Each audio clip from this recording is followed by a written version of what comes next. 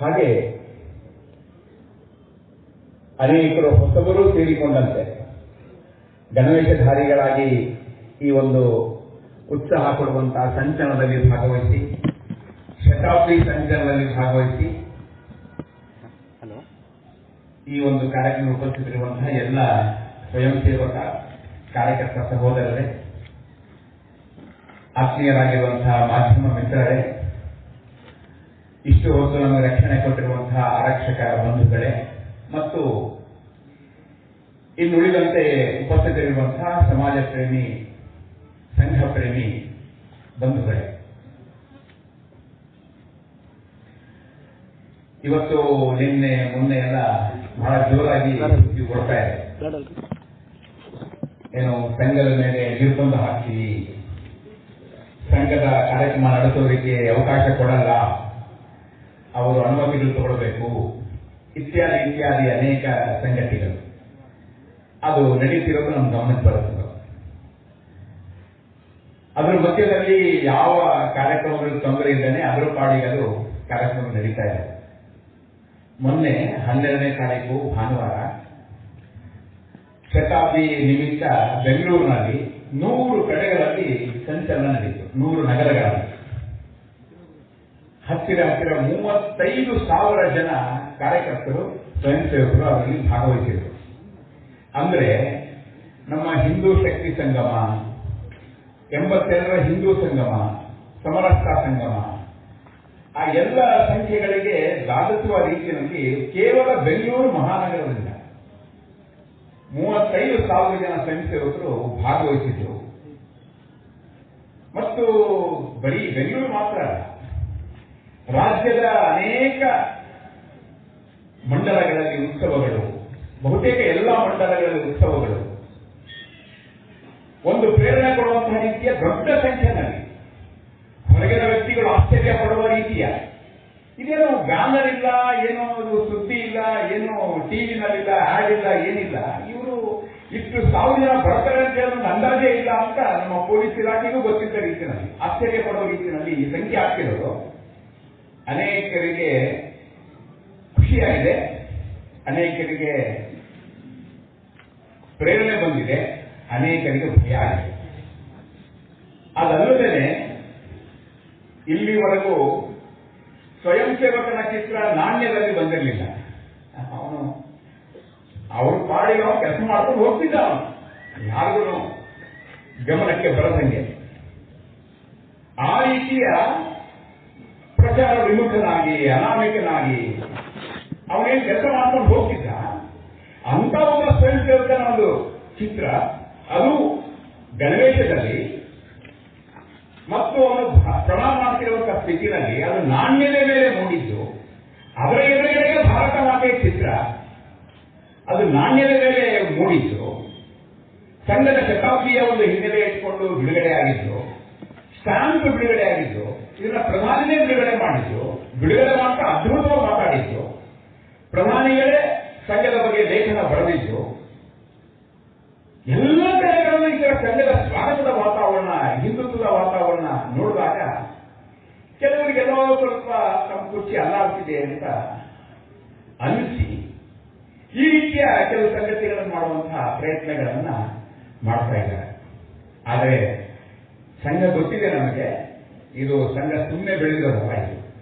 ಇವತ್ತು ಶತಾಬ್ದಿ ಆಚರಣೆ ಮಾಡಬೇಕಾದ್ರೆ ಸಂಘಕ್ಕೆ ಅಂಥ ದೊಡ್ಡ ತಪಸ್ಸಿನ ಒಂದು ಹಿನ್ನೆಲೆ ಇದೆ.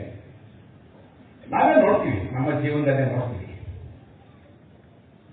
ಅನೇಕ ಸಣ್ಣ ಪುಟ್ಟ ಸಂಘ ಸಂಸ್ಥೆಗಳನ್ನು ನಾವು ಕಟ್ಟಿರ್ಬೋದು ಅನೇಕರಿಗೆ. ಇವತ್ತಿನ ಏನೋ ನಮ್ಮ ಅತಿಥಿಗಳಿದ್ದಾರೆ, ಅವರು ಸಹಿತ ಆ ರೀತಿಯ ಕಿರಾಣಿ ಅಂಗಡಿಗಳಂತೆ ದೊಡ್ಡ ಆ ರೀತಿಯ ಒಂದು ಮಾಲ್ ರೂಪದ ಡಿಪಾರ್ಟ್ಮೆಂಟ್ ಸ್ಟೋರ್ ರೂಪದಲ್ಲಿ 10 ಕಡೆಗಳಲ್ಲಿ ಅವರು ಅಂಗಡಿ ನಡೆಸಿರುವಂಥದ್ದು ವಿಷಯ ಗೊತ್ತಿದೆ. ಈ ತರ ಅನೇಕರು ನಮ್ಮಲ್ಲೇ 100 ಜನ ಕಾರ್ಮಿಕರನ್ನ ನೋಡಿಕೊಂಡು ಮಾಡ್ತಿರುವಂತಹ ಸಂಘ ಸಂಸ್ಥೆಗಳು ಇರುತ್ತೆ. ನಮಗೆಲ್ಲ ಗೊತ್ತಿದೆ ಒಂದು ಸಂಸ್ಥೆ ನಡೆಸಲು ಎಷ್ಟು ಕಷ್ಟ.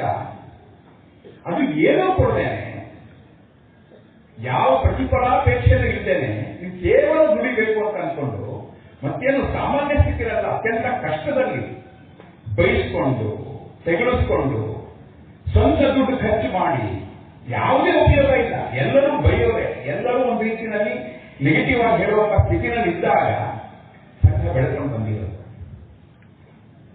ಸಂಘದ ಮೇಲೆ ಹಾಕಿದಂತ ಬ್ಯಾನ್ಗಳು ಬೇರೆ ಯಾವುದಾದ್ರೂ ಸಂಘಟನೆ ಮೇಲೆ ಹಾಕಿದ್ರೆ ಬಹುಶಃ ಅದು ಭೂಮಿಗೆಲ್ಲ ಮಾತ್ರ ಅಲ್ಲ, ಅದು ಪಾತಾಳ ಹೋಗ್ಲಿಕ್ಕಿತ್ತು ಏನೋ. ಆ ರೀತಿಯ ಒತ್ತಡಗಳನ್ನ, ಆ ರೀತಿಯ ಒಂದು ಸವಾಲುಗಳನ್ನ, ದೌರ್ಜನ್ಯಗಳನ್ನ, ಗಾಂಧಿ ಹತ್ಯೆ ಆರೋಪ ಸಾಮಾನ್ಯನ ಅದು.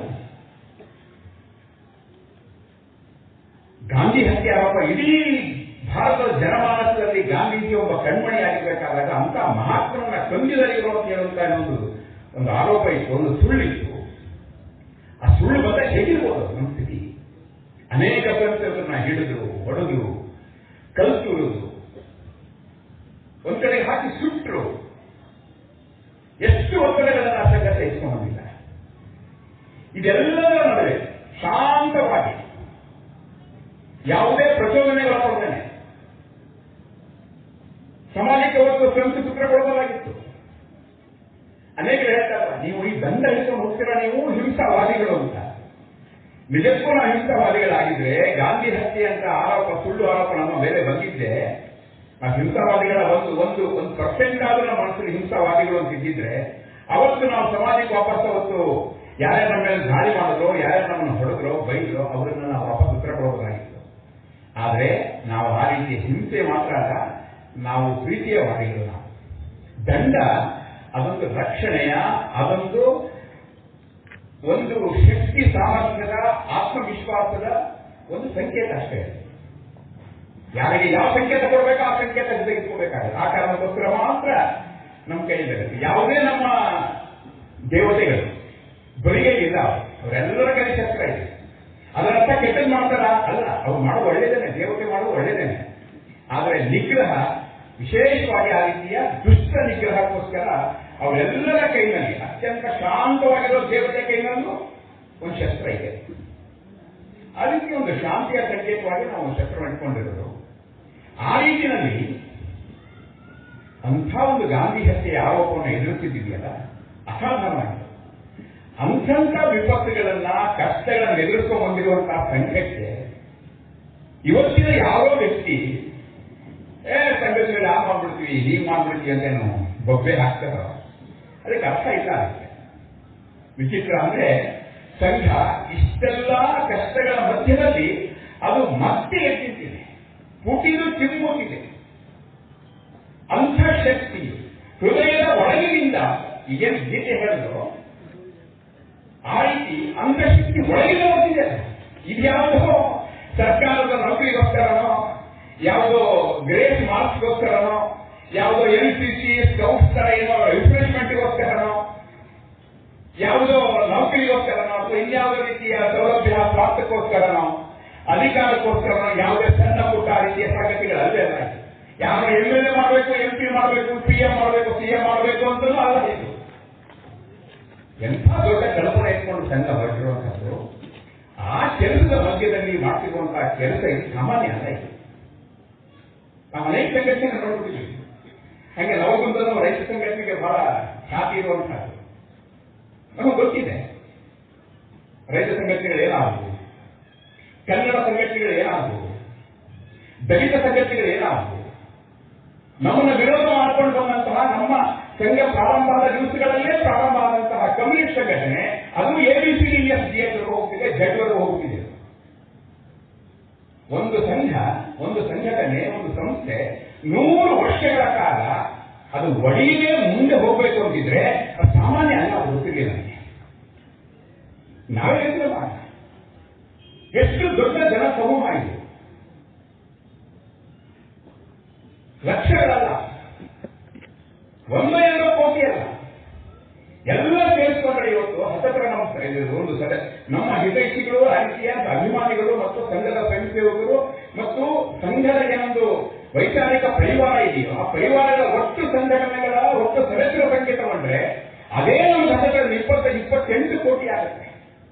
ಇಂಥ ದೊಡ್ಡ ಜನ ಸಮೂಹವನ್ನ, ಕಾರ್ಯಕರ್ತರನ್ನ ವೈಬ್ರೆಂಟ್ ಒಂದು ಆರ್ಗನೈಸೇಷನ್ ನಡೆಸ್ಕೊಂಡು ಹೋಗಿದ್ದಾರೆ, ಡೈನಮಿಕ್ ಒಂದು ನಡೆಸ್ಕೊಂಡು ಹೋಗಿದ್ದಾರೆ. ಸುಮ್ಮನೆ ಅಲ್ಲ ಇದು. ಈ ರಾಜಕಾರಣ ಇತ್ತು, ನಮ್ಮದೇ ಆದಂತ ಒಂದು ಕ್ಷೇತ್ರದಲ್ಲಿ ರಾಜಕಾರಣದಲ್ಲಿ ಕೆಲಸ ಮಾಡುತ್ತಿರುವ ಸಂಘಟನೆಗಳಿದೆ, ಅವರಿಗೆ ಕೆಲವೊಂದು ವಿರುದ್ಧ ಮಾತಾಡುವಂತ ಸ್ವದೇಶಿ ಸಂಘಟನೆಗಳಿದೆ, ಕೆಲವು ಸರ್ಕಾರ ವಿರುದ್ಧ ಮಾತಾಡುವಂತಹ ಬಾಕಿ ಕಿಸಾನ್ ಸಂಘವಿದೆ. ಹೀಗೆ ಒಂದಕ್ಕೊಂದು ವಿರೋಧಾಭಾಸ ಅನ್ನುವಂತ ರೀತಿಯ ಸಂಘಟನೆಗಳು ಅದು ಒಟ್ಟಿಗೆ ಸೇರ್ಕೊಂಡು ಕೆಲಸ ಮಾಡ್ತಾ ಇದ್ದಾರೆ. ಒಂದೇ ವ್ಯತ್ಯಾಸಗಳಿಲ್ಲ. 100 ವರ್ಷಗಳ ಕಾಲ ಅದೆಷ್ಟು ಜನ ಸ್ವಯಂಸೇವಕರು ತಮ್ಮನ್ನು ಅರ್ಪಣೆ ಮಾಡಿಕೊಂಡ್ರೋ ಗೊತ್ತಿಲ್ಲ. ಇವತ್ತಾದ್ರೂ RSS ಕೂಡ ಪ್ರೀತಿಯಿಂದ ಬನ್ನಿ ಬನ್ನಿ ಅಂತ ಕರೆದು ಕೂರಿಸಿ ಗೌರವ ಕೊಡ್ತಾರೆ. ಅವತ್ತು ಬರೀ ಅಪಮಾನ, ಬರೀ ತಿರಸ್ಕಾರ, ಬರೀ ವಿರೋಧ, ಇವುಗಳ ಮಧ್ಯೆ ಅವನ ಕೆಲಸ ಮಾಡಿದ್ದಿದೆ. ಇಂಥ ಒಂದು ಕೆಲಸ ಮಾಡಬೇಕಾದಾಗ ಒಂದು ಬಲವಾದಂತಹ ಒಂದು ಆಧ್ಯಾತ್ಮಿಕ ತರಹ ಇಲ್ಲದ ಸಾಧ್ಯ ಇಲ್ಲ.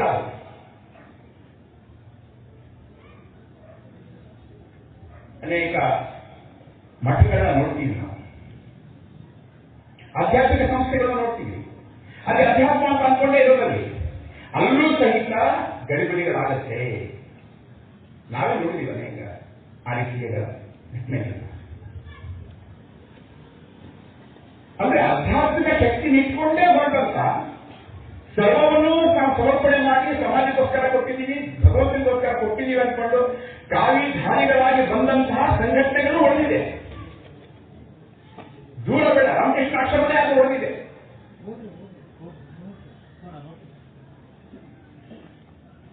ಅಂಥ ಸಂದರ್ಭದಲ್ಲಿ ರಾಷ್ಟ್ರೀಯ ಸಂಸ್ಥೆ ಸಂಘ ಕಳೆದ 100 ವರ್ಷಗಳಲ್ಲಿ ಒಂದು ಸ್ವಲ್ಪ ವ್ಯತ್ಯಾಸದ ನಿರಂತರ ನಡ್ಕೊಂಡು ಹೋಗ್ತಾ ಅಂತ ಹೇಳಿದಾಗ ಇದರಲ್ಲಿ ಯಾವುದೋ ಒಂದು ಆಧ್ಯಾತ್ಮಿಕ ಶಕ್ತಿ ಇದ್ದೇ ಇದೆ. ಇದು ಸಾಮಾನ್ಯ ಅಲ್ಲ. ಇಂಥ ಒಂದು ಶಕ್ತಿಯನ್ನ ಯಾರೋ ಕೆಲವರು ಬೇಡದೇ ಇರೋ ಜನಗಳು ಏನೋ ಮಾತಾಡ್ತಾರೆ ಅಂತ ಹೇಳಿದ್ರೆ ಅದಕ್ಕೆ ತಲೆಕೆಡಿಸ್ಕೊಳ್ಳೋ ಪ್ರಶ್ನೆ ಇದ್ದೇ ಇಲ್ಲ. ಅದಕ್ಕೋಸ್ಕರ ಮತ್ತೆ ಆ ವಿರೋಧಗಳ ಮಧ್ಯೆನೂ ಸಂಘ ಜೋರ ಬೆಳ್ಕೊಂಡು ಬಂದಿದೆ. ಅದು ಸಂಘದ ಶಕ್ತಿ. ಅದಕ್ಕೋಸ್ಕರ ಇವತ್ತು ನಾವೆಲ್ಲ ಒಟ್ಟಿಗೆ ಸೇರಿದ್ದೀವಿ. ಆ ರೀತಿಯ ಒಂದು ವಿರೋಧಗಳು, ಆ ರೀತಿಯ ಒಂದು ತಿರಸ್ಕಾರಗಳು, ಆ ರೀತಿಯ ಉಪೇಕ್ಷೆಗಳು, ಅಪಹಾಸ್ಯಗಳು ಇವೆಲ್ಲರ ಮಧ್ಯೆ ಬೆಳ್ಕೊಂಡು ಬಂದಿರೋದು. ಅಂಥ ಒಂದು ಸಂದರ್ಭ ಇವತ್ತು ನಮಗೆ ಬಂದಿದೆ. ಇವತ್ತು ಶತಾಬ್ದಿಯ ಸಮಯದಲ್ಲಿ ನಮಗೆ ಏಕದಂ ತಲೆಗೇರಬಾರದು ಅಂತ ದೇವರೇ ಕೆಲವು ಸರ್ತಿ ಈ ರೀತಿಯ ಕೆಲವು ಗಲಗಳ ಬಿಟ್ಟಿರ್ತಾರೆ. ಸ್ವಲ್ಪ ನೀವು ಸರಿಯಾಗಿ ಎಚ್ಚರವಾಗಿ ಮುಂದಕ್ಕೆ ಹೋಗಿ ನೀವು ಅಂತ ಅನ್ನೋದಕ್ಕೋಸ್ಕರ. ಆದರೆ ಸಮಾಜಕ್ಕೆ ಗೊತ್ತಿದೆ, ಸಮಾಜ ನೋಡ್ತಾ ಇದೆ ಸಂಘ ಏನು, ಸ್ವಯಂ ಸೇವಕ ಏನು, ಕಾರ್ಯಕರ್ತ ಏನು, ಇದು ಗೊತ್ತಿದೆ ಸಂಘಕ್ಕೆ, ಸಮಾಜ ಗೊತ್ತಿದೆ. ಈ ಯಾರು ಆರೋಪ ಮಾಡ್ತಾರೋ ಸಂಘದ ಮೇಲೆ ಸಂವಿಧಾನ ವಿರೋಧಿಗಳು ಇತ್ಯಾದಿ ಹಿಂಸಾವಾದಿಗಳು, ಅಲ್ಪಸಂಖ್ಯಾತ ವಿರೋಧಿಗಳು, ಏನು ಈ ರೀತಿ ಮೈಕಲ್ಲಿ ಅವ್ರಿಗೇನೋ ಒಂದು ನಮ್ಮ ಮಾಧ್ಯಮ ಮಿತ್ರರು ಹೋಗಿ ಮೈಕ್ ಕೂಡ ಅವ್ರಿಗೆ ಏನೇನೋ ಮಾತಾಡಬೇಕು ಅಂತ ಮಾತಾಡ್ತಾರೆ. ಅವರು ಸಂಘ ಏನು ಮಾತಾಡೋದಿಲ್ಲ, ಸಂಘ ಸ್ಟೇಟ್ಮೆಂಟ್ ಕೊಡಕ್ ಹೋಗಲ್ಲ ಸಂಘ. ಆದ್ರೆ ಸಂಘ ಸ್ಟೇಟ್ಮೆಂಟ್ ಕೊಡದೇ ಇರ್ಬೋದು, ಆದ್ರೆ ಜನರಿಗೆ ಗೊತ್ತಿದೆ ಯಾರು ಯಾವುದಕ್ಕೋಸ್ಕರ ಮಾತಾಡ್ತಿದ್ದಾರೆ. ಯಾರ ಸ್ವಾರ್ಥಿಗಳು,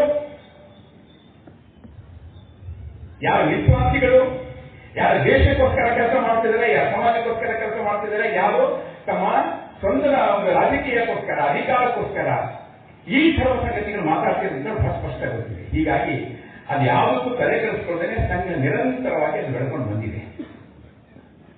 ಗುರು ಭಗವಾನ್ ಓದಿದ ತ್ಯಾಗದ ಒಂದು ಗುರುವನ್ನಾಗಿ ಇಟ್ಕೊಂಡಿರುವಂತಹ ಸ್ವಯಂಸೇವಕರು ಇದರ ಕೆಳಗಡೆನೆ ನಾವು ಯಥಾ ಗುರು ತಥಾ ಶಿಷ್ಯ ಅನ್ನೋ ರೀತಿಯಲ್ಲಿ ನಾವು ತ್ಯಾಗವನ್ನೇ ನಂಬಿಕೊಂಡು ಬೆಳೆಕೊಂಡು ಬಂದಿರುವಂಥದ್ದು. ಹೀಗಾಗಿ ಇಂಥ ಎಲ್ಲ ವಿಕಟ ಸಂದರ್ಭಗಳನ್ನ, ಕಷ್ಟದ ಸಂದರ್ಭಗಳನ್ನ ಒಂದು ಅವಕಾಶಗಳನ್ನ ಸ್ವೀಕಾರ ಮಾಡಿ ನಾವು ಮುಂದಕ್ಕೆ ಹೋಗೋದಿಲ್ಲ. ಸಂಘ ಅನೇಕ ಬಾರಿ ಪ್ರಶ್ನೆ ಮಾಡ್ತಾರೆ, ಸಂಘಕ್ಕೂ ರಾಜಕೀಯಕ್ಕೂ ಏನ್ ಸಂಬಂಧ? ಬಹಳ ಸ್ಪಷ್ಟ ಇದೆ. ನಮ್ಮ ದೇಶ ಪ್ರಜಾಪ್ರಭುತ್ವ ಅಂತ ಹೇಳಿದ್ಮೇಲೆ, ಈ ಚುನಾವಣೆ ನಡೀಬೇಕು ಅಂತ ಹೇಳಿದ್ಮೇಲೆ ಪ್ರತಿಯೊಬ್ಬ ವ್ಯಕ್ತಿನೂ ವೋಟ್ ಮಾಡಬೇಕಾಗುತ್ತೆ. ಈಗ ಪ್ರತಿಯೊಬ್ಬ ವ್ಯಕ್ತಿನೂ ವೋಟ್ ಮಾಡಬೇಕಾದ್ರೆ ಅವನಿಗೆ ಅವನದೇ ಆದಂತ ಏನೋ ಒಂದು ಒಲವು ನಿಲುವು ಇರುತ್ತೆ. ತಾನು ಅಂದ್ಕೊಂಡಂತಹ, ತಾನು ಬಯಸಿದಂತಹ ತನ್ನ ಆಸೆ ಆಕಾಂಕ್ಷೆಗಳಿಗೆ ತಕ್ಕ ರೀತಿಯ ಪಕ್ಷಕ್ಕೆ ಅವನು ವೋಟ್ ಕೊಡೋದು ಅವನ ವ್ಯಕ್ತಿಗತ ನಿರ್ಧಾರ. ಹೀಗೆ ವ್ಯಕ್ತಿಗೆ ಒಂದು ನಿರ್ಧಾರ ತಗೊಳ್ಳುವಂತ ಸಂದರ್ಭ ಇದ್ದಾಗ ಸಂಘ ಯಾಕೆ ತನ್ನ ರಾಜಕೀಯ ಒಲವು ನಿಲುವು ನಿಶ್ಚಯ ಮಾಡಬಾರದು? ಸಂಘದ ಗುರಿ ಇದೆ, ಈ ರಾಷ್ಟ್ರ ಪರಮವೈಭವ ಆಗಬೇಕು ಅಂತ. ಯಾವುದೇ ಆಧಾರದ ಮೇಲೆ ಅದು ಅಮೆರಿಕ ತರ ಆಗಬೇಕು, ನಾವು ಅಥವಾ ಅರಬ್ ದೇಶದ ಥರ ಆಗ್ಬೇಕು, ಜಪಾನ್ ಥರ ಆಗ್ಬೇಕು, ಚೈನಾ ಥರ ಆಗ್ಬೇಕು, ನಾವಾಗಬೇಕು. ನಾವೇ ನಾವಾಗಬೇಕು. ಈ ಮಣ್ಣಿನ ಶಕ್ತಿಯಿಂದ, ಈ ಮಣ್ಣಿನ ಸುವಾಸನೆಯಿಂದ, ಈ ಮಣ್ಣಿನ ಒಂದು ಅಗರ್ಭವಾದಂತ ಒಂದು ಸಂಪತ್ತಿನಿಂದ ಶಕ್ತಿಯಿಂದ ಆಗ್ಬೇಕಾಗಿರೋದು, ಅಧ್ಯಾತ್ಮದಿಂದ ಆಗ್ಬೇಕಾಗಿರೋದು ಅನ್ನೋದನ್ನು ಸಂಘ ಹೊರಟಿರೋದು. ಹೀಗೆ ದೊಡ್ಡ ಗುರಿ ಇಟ್ಕೊಂಡಾಗ ಸಂಘಕ್ಕೆ ಇದು ರಾಮ ಮಂದಿರ ಆಗಬೇಕೋ ಬೇಡವೋ? ಇಲ್ಲಿ ಕಾಶಿ ವಿಶ್ವನಾಥನ ಮಂದಿರ ಸರಿಯಾದ ಜಾಗದಲ್ಲಿ ಏನೋ ಡಿಸ್ಟ್ರೇಸ್ ಆಗಿದೆ, ಸರಿ ಆಗ್ಬೇಕೋ ಬೇಡವೋ? ಕೃಷ್ಣ ಮಂದಿರ ಸರಿ ಹೋಗ್ಬೇಕೋ ಬೇಡವೋ? ಅದೇ ರೀತಿ 370 ಬೇಕೋ ಬೇಡವೋ ಈ ದೇಶಕ್ಕೆ? ಈ ದೇಶಕ್ಕೆ ಸಮಾನ ನಾಗರಿಕ ಸಂಹಿತೆ ಬೇಕೋ ಬೇಡವೋ? ಹೌದಪ್ಪ, ತುಷ್ಟೀಕರಣ ಹೆಸರಿನಲ್ಲಿ ದೇಶವನ್ನು ಹೊರಗೆಲ್ಲ ಭಾಗ ಮಾಡುತ್ತೀರಿ ನೀವು. ಇನ್ನಾದ್ರೂ ತುಷ್ಟೀಕರಣ ನಿಲ್ಲಿಸಿ ಅಂತ ಹೇಳಬೇಕೋ ಬೇಡವೋ? ಈ ಕೆಲಸವನ್ನ ಸಂಘ ಹೇಳೋದ್ರಲ್ಲಿ ಏನ್ ತಪ್ಪಿದೆ? ಸಂಘ ನಂಬಿಕೊಂಡು ಬಂದಿರುವಂತಹ ವಿಷಯನ ಹಿಂದುತ್ವ ನಿಷ್ಠವಾಗಿರುವಂತಹ ಈ ದೇಶವನ್ನು ಕಟ್ತೀವಿ ಅಂತ ಹೊರಟಾಗ ಸಂಘಕ್ಕೊಂದು ಬರಲಿದೆ, ಸಂಘಕ್ಕೊಂದು ನಿಲ್ಲುವುದು. ಅದಕ್ಕೆ ಯಾರು ಕುಡುಗ ಬರ್ತಾರೋ ಅವರನ್ನು ಜೋಡಿಸ್ಕೊಂಡು ಕೆಲಸ ಮಾಡ್ತಾ ಹೋಗುತ್ತೆ ಸಂಘ. ಆದ್ರೆ ಸಂಘ ಇಡೀ ಸಮಾಜ ಸಂಘಟನೆ ಮಾಡ್ತಿರೋದು, ಯಾವುದೋ ಒಂದು ಪಕ್ಷಕ್ಕೋಸ್ಕರ ಮಾಡ್ತಿರೋದಲ್ಲ. ಹೀಗಾಗಿ ಇಡೀ ಸಮಾಜಕ್ಕೆ ಈ ಹಿಂದುತ್ವ ನಿಷ್ಠೆಯನ್ನ ಬೆಳೆಸುವಂತಹ, ಕಲಿಸುವಂತಹ ಕೆಲಸ ಸಂಘದಿದೆ. ಒಂದ್ಸತಿ ಗುರುಜಿಯವರಿಗೆ ಒಬ್ಬರು ಪತ್ರಕರ್ತರ ಪ್ರಶ್ನೆ ಕೇಳ್ತಾರೆ, ಏನು ನೀವೇನು RSSನವರು ಭಾರತೀಯ ಜನಸಂಘದ ಮೇಲೆ ಒಂದು ಪ್ರಭಾವ ಬೀರಬೇಕು ಅಂತ ಹೊರಟಿದಂಗೆ ಕಾಣುತ್ತೆ ಅಂತ ಕೇಳಿದಂತೆ. ಆಗ ಗುರುಜಿಯವರು ಒಬ್ರು ಘಟ್ಟ ಇತ್ತು, ಆ ಘಟ್ಟದ ಮಧ್ಯ, ಆ ಮೀಸೆಗಳ ಮಧ್ಯ ನಗ್ತಾ ಹೇಳಿದಂತೆ, ಹೌದು, ಸಂಘ ಹೊರಟಿರೋದು ಕೇವಲ ಭಾರತೀಯ ಜನಸಂಘವನ್ನ ಹಿಂದುತ್ವದ ಮೂಲಕ ಪ್ರಭಾವಿ ಮಾಡೋದು ಮಾತ್ರ ಅಲ್ಲ, ಇರುವಂತಹ ಎಲ್ಲ ಪಕ್ಷಗಳನ್ನು ಹಿಂದುತ್ವದ ಮೂಲಕ ಪ್ರಭಾವ ಮಾಡಬೇಕು, ಪ್ರಭಾವಿತರಾಗಿ ಮಾಡಬೇಕು ಅಂತ ನಾವು ಹೊರಟಿದ್ದೀವಿ ಅಂತ ಹೇಳಿದಂತೆ. ಇದು ನಮ್ಮ ಪ್ರಯತ್ನ. ಹೀಗಾಗಿ ಸಂಘಕ್ಕೆ ಅದು ಒಪ್ಕೊಂಡು ಇಲ್ಲ, ಯಾವುದೇ ಪಕ್ಷಗಳನ್ನು ಒಪ್ಕೊಂಡು ಇಲ್ಲ. ಇದೇ ನಮ್ಮ ಪಕ್ಷ ಅಂತನೂ ಅದರ ಬಹಿರಂಗವಾಗಿ ಇಲ್ಲ. ಇವತ್ತಿಗೂ ಸಂಸ್ಥೆಗಳಿಗೆ ತನ್ನ ಇಚ್ಛೆಯ ಪ್ರಕಾರ ಕೆಲಸ ಮಾಡುವಂತ ಅವಕಾಶಗಳಿದೆ. ಅವನು ಯಾವ ಪಕ್ಷಕ್ಕೆ ಬೇಕಾದ್ರೂ ಕೆಲಸ ಮಾಡಬಹುದು. ಆದರೆ ನಮ್ಮ ಸಂಘದ ಸಂಸ್ಥೆಯಕ್ಕೆ ಹೋಗಿ ಇನ್ನೊಂದು ಇವತ್ತಿನ ಏನು ಸಂಘ ಜೊತೆಗಿರುವಂತಹ ರಾಜಕೀಯ ಪಕ್ಷಕ್ಕೆ ಇನ್ನೊಂದು ಪಕ್ಷಕ್ಕೆ ಯಾರನ್ನು ವಿರೋಧ ಮಾಡ್ತಿದ್ದಾರೆ, ಅವರೊಟ್ಟಿಗೆ ಹೋದ್ರೆ ಅವರು ಸ್ವಾಗತ ಮಾಡ್ತಾರ, ಸ್ವೀಕಾರ ಮಾಡ್ತಾರ, ಇವರು ಪ್ರಶ್ನೆ. ಹೀಗಾಗಿ ಅವಕಾಶ ಕೊಟ್ಟಿಲ್ಲ, ನಾವು ಹೋಗಿಲ್ಲ. ಆದರೆ ಪ್ರಜಾಪ್ರಭುತ್ವ ದೇಶವಾಗಿ ಒಬ್ಬ ನಿರ್ಭೀತ ನಾಗರಿಕನಾಗಿ ನಮಗೆ ಯಾವುದೇ ರೀತಿಯ ಕೆಲಸ ಮಾಡುವ ಅವಕಾಶಗಳಿದೆ. ಅದಕ್ಕೋಸ್ಕರ ಸಂಘ ತನ್ನನ್ನು ತಾನು ಯಾವ ಪಕ್ಷಕ್ಕೆ ಅದು ತೆಗೆದುಕೊಂಡಿದ್ದಲ್ಲ. ಇನ್ನೊಂದು ಬಹಳ ವಿಶೇಷವಾಗಿದೆ. ನಾನು ಅನೇಕರನ್ನು ಆತ್ಮೀಯವಾಗಿ ಬಲ್ಲೆ, ಗೊತ್ತು ನನಗೆ, ಬೇರೆ ಪಕ್ಷದಲ್ಲಿದ್ದಾರೆ. ಆದರೆ ಅವರ ಹಿನ್ನೆಲೆ ಮುನ್ನೆಲೆಗಳು ಸ್ವಲ್ಪ ಮಟ್ಟಿಗೆ ನನಗೆ ಗೊತ್ತಿದೆ. ಅವ್ರನ್ನ ಏನಾದರೂ ನೀವು ಮಂಪರು ಪರೀಕ್ಷೆ ಮಾಡಿಬಿಟ್ರೆ, ಅಂದ್ರೆ ಅವರಿಗೆ ಏನಾದರೂ ಆ ರೀತಿ ಅರವಳಿಕೆಗಳನ್ನ ಕೊಟ್ಟು ಮಂಪರು ಪರೀಕ್ಷೆ ಮಾಡಿದ್ರೆ ನಿಶ್ಚಿತವಾಗಿ RSS ಬೆಳಿಬೇಕೋ ಬೇಡವೋ ಅಂತ ಪ್ರಶ್ನೆ ಕೇಳಿದ್ರೆ ಅವರೆಲ್ಲರೂ ಗಟ್ಟಿಯಾಗಿ ಹೇಳ್ತಾರೆ ಮತ್ತೆ ಜಬರ್ದಸ್ತಾಗಿ ಹೇಳ್ತಾರೆ, RSS ಬೆಳಿಬೇಕು, ಇದೇ ದೇಶ ನಡೆಸುತ್ತೆ ಅಂತ ಹೇಳ್ತಾರೆ. ಈ ದೇಶದ ಅತ್ಯುತ್ತಮ ಪ್ರಧಾನಿ ಯಾರು ಅಂತ ಕೇಳಿದ್ರೆ, ಅಥವಾ ನಿಮ್ಮ ಮನಸ್ಸಿನ ಅಚ್ಚುಮೆಚ್ಚಿನ ನಾಯಕ ಯಾರು ಅಂತ ಕೇಳಿದ್ರೆ ಇವತ್ತಿನ ಪ್ರಧಾನಿ ಹೆಸರನ್ನೇ ಹೇಳ್ತಾರೆ. ನಿಶ್ಚಿತ ಇದೆ. ಅಂದ್ರೆ ಒಳಗಡೆ ಭಾವನೆಗಳಿದೆ, ಈ ಶಕ್ತಿ ಬೆಳಿಬೇಕು ಅಂತಿದೆ. ಹೊರಗಡೆಗೆ ಹೊಟ್ಟೆಪಾಡು. ಅದಕ್ಕೋಸ್ಕರ ಅವರು ಏನೇನೋ ನಾಟಕಗಳನ್ನ ಇತ್ಯಾದಿ ಮಾಡಕ್ ಹೋಗ್ತಾರೆ. ಹೀಗಾಗಿ ಅದ್ರ ಬಗ್ಗೆ ಬಹಳ ನಾವು ತಲೆ ಕೆಡಿಸುವಂತ ಅವಶ್ಯಕತೆ ಇಲ್ಲ. ಸಂಘ ತನ್ನ ನಿಲುವನ್ನು ಬಹಳ ಸ್ಪಷ್ಟವಾಗಿ ಹೇಳಿದೆ. ಎಷ್ಟು ಮಟ್ಟಿಗೆ ಹೇಳಿದೆ ಅಂತ ಹೇಳಿದ್ರೆ, ಸಂಘ ಅಕಸ್ಮಾತ್ ನಮ್ಮನ್ನು ವಿರೋಧ ಮಾಡ್ತಿರುವಂತಹ ಏನು ಪಕ್ಷ ಇದೆಯೋ ಆ ಪಕ್ಷ ಅಪೇಕ್ಷೆ ಪಟ್ಟರೆ ಒಬ್ಬ ಸಂಘದ ಪ್ರಚಾರಕನನ್ನು ಸಹಿತ ಅಲ್ಲಿಗೆ ಸಂಘಟನಾ ಕಾರ್ಯದಿಂದ ಕಳಿಸ್ಕೊಡ್ತೀವಿ ನಾವು ಅಂತ ಸಂಘದ ಸರ್ಸಂಘ ಚಾಲಕರು ಹೇಳಿದಂತ ಮಾತಿದೆ. ಯೋಚನೆ ಮಾಡಿ. ಸಂಘಕ್ಕೆ ಏನಿಲ್ಲ, ಸಂಘ ಅಂತ ಅನ್ಕೊಳ್ಳೋದೇನೋ ಅಂತ ಹೇಳಿದ್ರೆ ಇಡೀ ದೇಶ ಸಂಘಟಿತ ಆಗಬೇಕು. ಇಡೀ ದೇಶದಲ್ಲಿ ಒಳ್ಳೆಯ ಪದ್ಧತಿಗಳು, ಶಿಸ್ತು, ಪ್ರಾಮಾಣಿಕತೆ, ದೇಶಭಕ್ತಿ, ಅಕೌಂಟಬಿಲಿಟಿ, ಇದೆಲ್ಲ ಕೆಲಸಗಳು ಬರಬೇಕು. ಒಂದು ಸೂತ್ರ ಬೇಕು, ಒಂದು ಸಮನ್ವಯ ಬೇಕು. ಯಾವ ಗುಣಗಳನ್ನ ಕಳ್ಕೊಂಡಿದೀವೋ ಆ ಗುಣಗಳ ಪುನರ್ಸ್ಥಾಪನೆ ಮಾಡೋದಕ್ಕೋಸ್ಕರ ಯಾವ ಯಾವ ಕ್ಷೇತ್ರದಲ್ಲಿ ಸಾಧ್ಯ ಇದೆಯೋ ಎಲ್ಲ ಕ್ಷೇತ್ರಗಳಿಗೂ ಸಹಿತ ಸ್ವಯಂ ಸೇವಕ ಹೋಗಬೇಕು, ಅಲ್ಲಿಗೆ ಪ್ರಚಾರಕ್ಕೆ ಹೋಗಬೇಕು, ಅಲ್ಲಿ ಪರಿವರ್ತನೆ ಮಾಡಬೇಕು. ಕ್ಷೇತ್ರಗಳನ್ನ ಗಟ್ಟಿಗೊಳಿಸಬೇಕು ಅಂತ ಅಂದ್ಕೊಂಡು ಇವತ್ತು ಆಡು ಮುಟ್ಟದ ಸೊಪ್ಪಿಲ್ಲ ಅನ್ನೋ ರೀತಿಯಲ್ಲಿ ಸಂಘ ಮುಟ್ಟದ ಕ್ಷೇತ್ರ ಇಲ್ಲ ಅಂತ. ಬಹುಶಃ ಭಿಕ್ಷುಕರ ಮಧ್ಯೆ ಒಂದು ಸಂಘ ಇವತ್ತಿನ ಸಂಘಕ್ಕೆ ಕೆಲಸ ಶುರು ಮಾಡಿದ್ದ. ಬಹುಶಃ ಕೈದಿಗಳ ಮಧ್ಯನೂ ಸಂಘ ಕೆಲಸ ಮಾಡ್ತಾ ಇದೆ, ಗೊತ್ತಿಲ್ಲ ನನಗೆ. ಜೈಲಲ್ಲೂ ಅವರಲ್ಲಿ ಮನಪರಿವರ್ತನೆ ಮಾಡುವಂತ, ಬಹಳ ದೊಡ್ಡ ಸಾಧನೆ ಮಾಡುವಂತ, ಜೈಲನ್ನೇ ಒಂದು ದೊಡ್ಡ ಮಾದರಿಯ ಸ್ಥಾನವನ್ನ ಮಾಡುವಂತ ಕೆಲಸಗಳನ್ನು ಸಂಘದ ಸಂಸ್ಥೆಗಳು ಮಾಡ್ತಾ ಇದ್ದಾರೆ. ಇದು ಸಂಘದ ರೀತಿ. ಹೀಗಾಗಿ ಸಂಘಕ್ಕೆ ಯಾರೂ ಅಸ್ಪೃಶ್ಯರಲ್ಲ, ಸಂಘಕ್ಕೆ ಯಾರೂ ದೂರ ಅಲ್ಲ. ಸಂಘ ಎಲ್ಲರನ್ನೂ ಸಮಾವೇಶಗೊಳಿಸುವಂತಹ ಒಂದು ಸಂಘಟನೆ. ಸಂಘ ಸಮಾಜದಲ್ಲಿನ ಸಂಘಟನೆ ಅಲ್ಲ, ಸಮಾಜದ ಸಂಘಟನೆ. ಇಡೀ ಸಮಾಜವನ್ನು ನೋಟ್ ಮಾಡಬೇಕು ಅಂತ ಹೇಳಿರುವಂತವರು ಅದಕ್ಕೋಸ್ಕರ ತಮ್ಮ ಜೀವನವನ್ನೇ ಅರ್ಪಣೆ ಮಾಡಿರುವಂತಹ ಕಾರ್ಯಕರ್ತರನ್ನ, ಪ್ರಚಾರಕರನ್ನ ಕೊಟ್ಟಂತ ಒಂದು ಸಂಘಟನೆ. ಯಾರು ಬೈತಾರಲ್ಲ RSS ಆಳ ಅಗಲ ಏನೇನೋ ಕಲ್ಪನೆಗಳು ಮಾಡಿಕೊಂಡು ಕಥೆ ಬರೀತಾರಲ್ಲ, ಅವರಿಗೆ ಒಂದೇ ಚಾಲೆಂಜ್, ನಿಮಗೆ ನಿಜಕ್ಕೂ ಶಕ್ತಿ ಇದ್ರೆ ನೀವು ಟೀಕೆ ಮಾಡ್ತೀರಾ ಬಿಟ್ಬಿಡಿ. RSS ನಿರ್ಮಾಣ ಮಾಡಲು ಸುಮಾರು 4,000ಕ್ಕಿಂತ ಹೆಚ್ಚಿನ ಪ್ರಚಾರಕ್ಕಿದ್ದಾರೆ. ಒಬ್ಬ ಪ್ರಚಾರವನ್ನು ತಯಾರು ಮಾಡ್ಕೊಳ್ತೀರಿ ಹೇಳ್ತೀನಿ ನಾನು. ತನ್ನ ಜೀವನದಲ್ಲಿ ಇದೇ ತನ್ನ ಕಾರ್ಯ ಅಂತ ನಿಶ್ಚಯ ಮಾಡಿರುವಂತಹ, ಸರ್ವ ಸಮರ್ಪಣೆ ಮಾಡುವಂತಹ ಒಬ್ಬ ಪ್ರಚಾರವನ್ನು ತಯಾರು ಮಾಡಿದ್ರೆ ಯಾರ ಸಂಘ ಟೀಕೆ ಮಾಡ್ತಾರಲ್ಲ, ಆಗ ಅವರ ಶಕ್ತಿ ಗೊತ್ತಾಗುತ್ತೆ. ಅದು ಸಾಧ್ಯ ಇಲ್ಲ, ಸುಲಭ ಇಲ್ಲ. ಹಾಗೆ ಸಂಘವನ್ನ ನಾಶ ಮಾಡಬೇಕು ಅಂತ, ಸಂಘಕ್ಕೆ ನಾವು ಎದುರಾಳಿಗಳಾಗಬೇಕು ಅಂತ ಅನ್ಕೊಂಡು, ಸಂಘದ ಶಕ್ತಿಯನ್ನು ಕಡಿಮೆ ಮಾಡಬೇಕಂತ ಅನ್ಕೊಂಡು, ಅದು ನಮ್ಮನ್ನ ವಿರೋಧ ಮಾಡ್ತಿರುವಂತಹ ಮುಖ್ಯ ಒಂದು ಪಕ್ಷದಲ್ಲೂ ಒಂದು RSS ಅಂತ ಶುರು ಮಾಡಿದ್ರು. ಕೇರಳದಲ್ಲಿರುವಂತಹ ಒಂದು ನಮ್ಮನ್ನ ವಿರೋಧ ಮಾಡ್ತಿರುವಂತಹ ಒಂದು ಮತೀಯ ಸಂಸ್ಥೆಯನ್ನು ಶುರು ಮಾಡಿದ್ರು, MRSS ಅಂತ. ಆದರೆ ಅದನ್ನು ಯಾವುದೂ ನಡೀಲಿಲ್ಲ. ಕಾರಣ ಅಂದ್ರೆ ಅವರ ಹತ್ರ ಆ ತ್ಯಾಗದ ಗುಣ ಸಾಧ್ಯನೇ ಇಲ್ಲ. ಒಂದಷ್ಟು ತಿಂಗಳಿತ್ತು, ಯೂನಿಫಾರ್ಮ್ ಕೊಟ್ಟರು, ಎಲ್ಲ ಸ್ಪಾನ್ಸರ್ ಮಾಡಿದ್ರು. ಸ್ಪಾನ್ಸರ್ ಮಾಡಿದ್ರೆ ಯಾರು ತಗೊಳ್ತಾರೆ?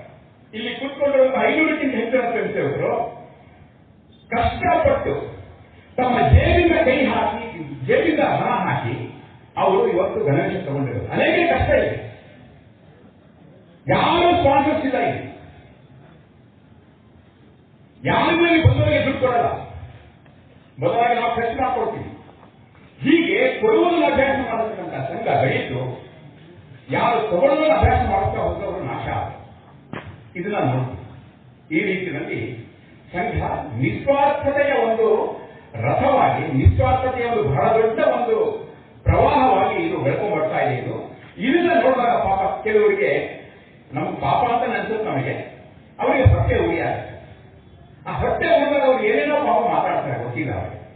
ಆದ್ರೆ ನಮ್ಮ ಮನಸ್ಸಲ್ಲಿದೆ, ನಾವು ಸಮಾಜವನ್ನು ಎರಡೇ ರೀತಿ ನೋಡೋದು. ಒಂದು ಇವತ್ತಿನ ಸ್ವಯಂ ಸೇವಕ, ಇನ್ನೊಂದು ನಾಳೆಯ ಸ್ವಯಂ ಸೇವಕ. ಈಗ ನಾವು ಕುತ್ಕೊಂಡಿದ್ದೀವೋ, ಇಡೀ ದೇಶ ರೀತಿ ಕಾರ್ಯಕ್ರಮಗಳಾಗ್ತಾ ಇದೀವೋ, ಗಣವೇಶ ಹಾಕೊಂಡು ಬಂದಿದ್ದೀವೋ, ನಾವೆಲ್ಲ ಇವತ್ತಿನ ಸ್ವಯಂ ಸೇವಕರು.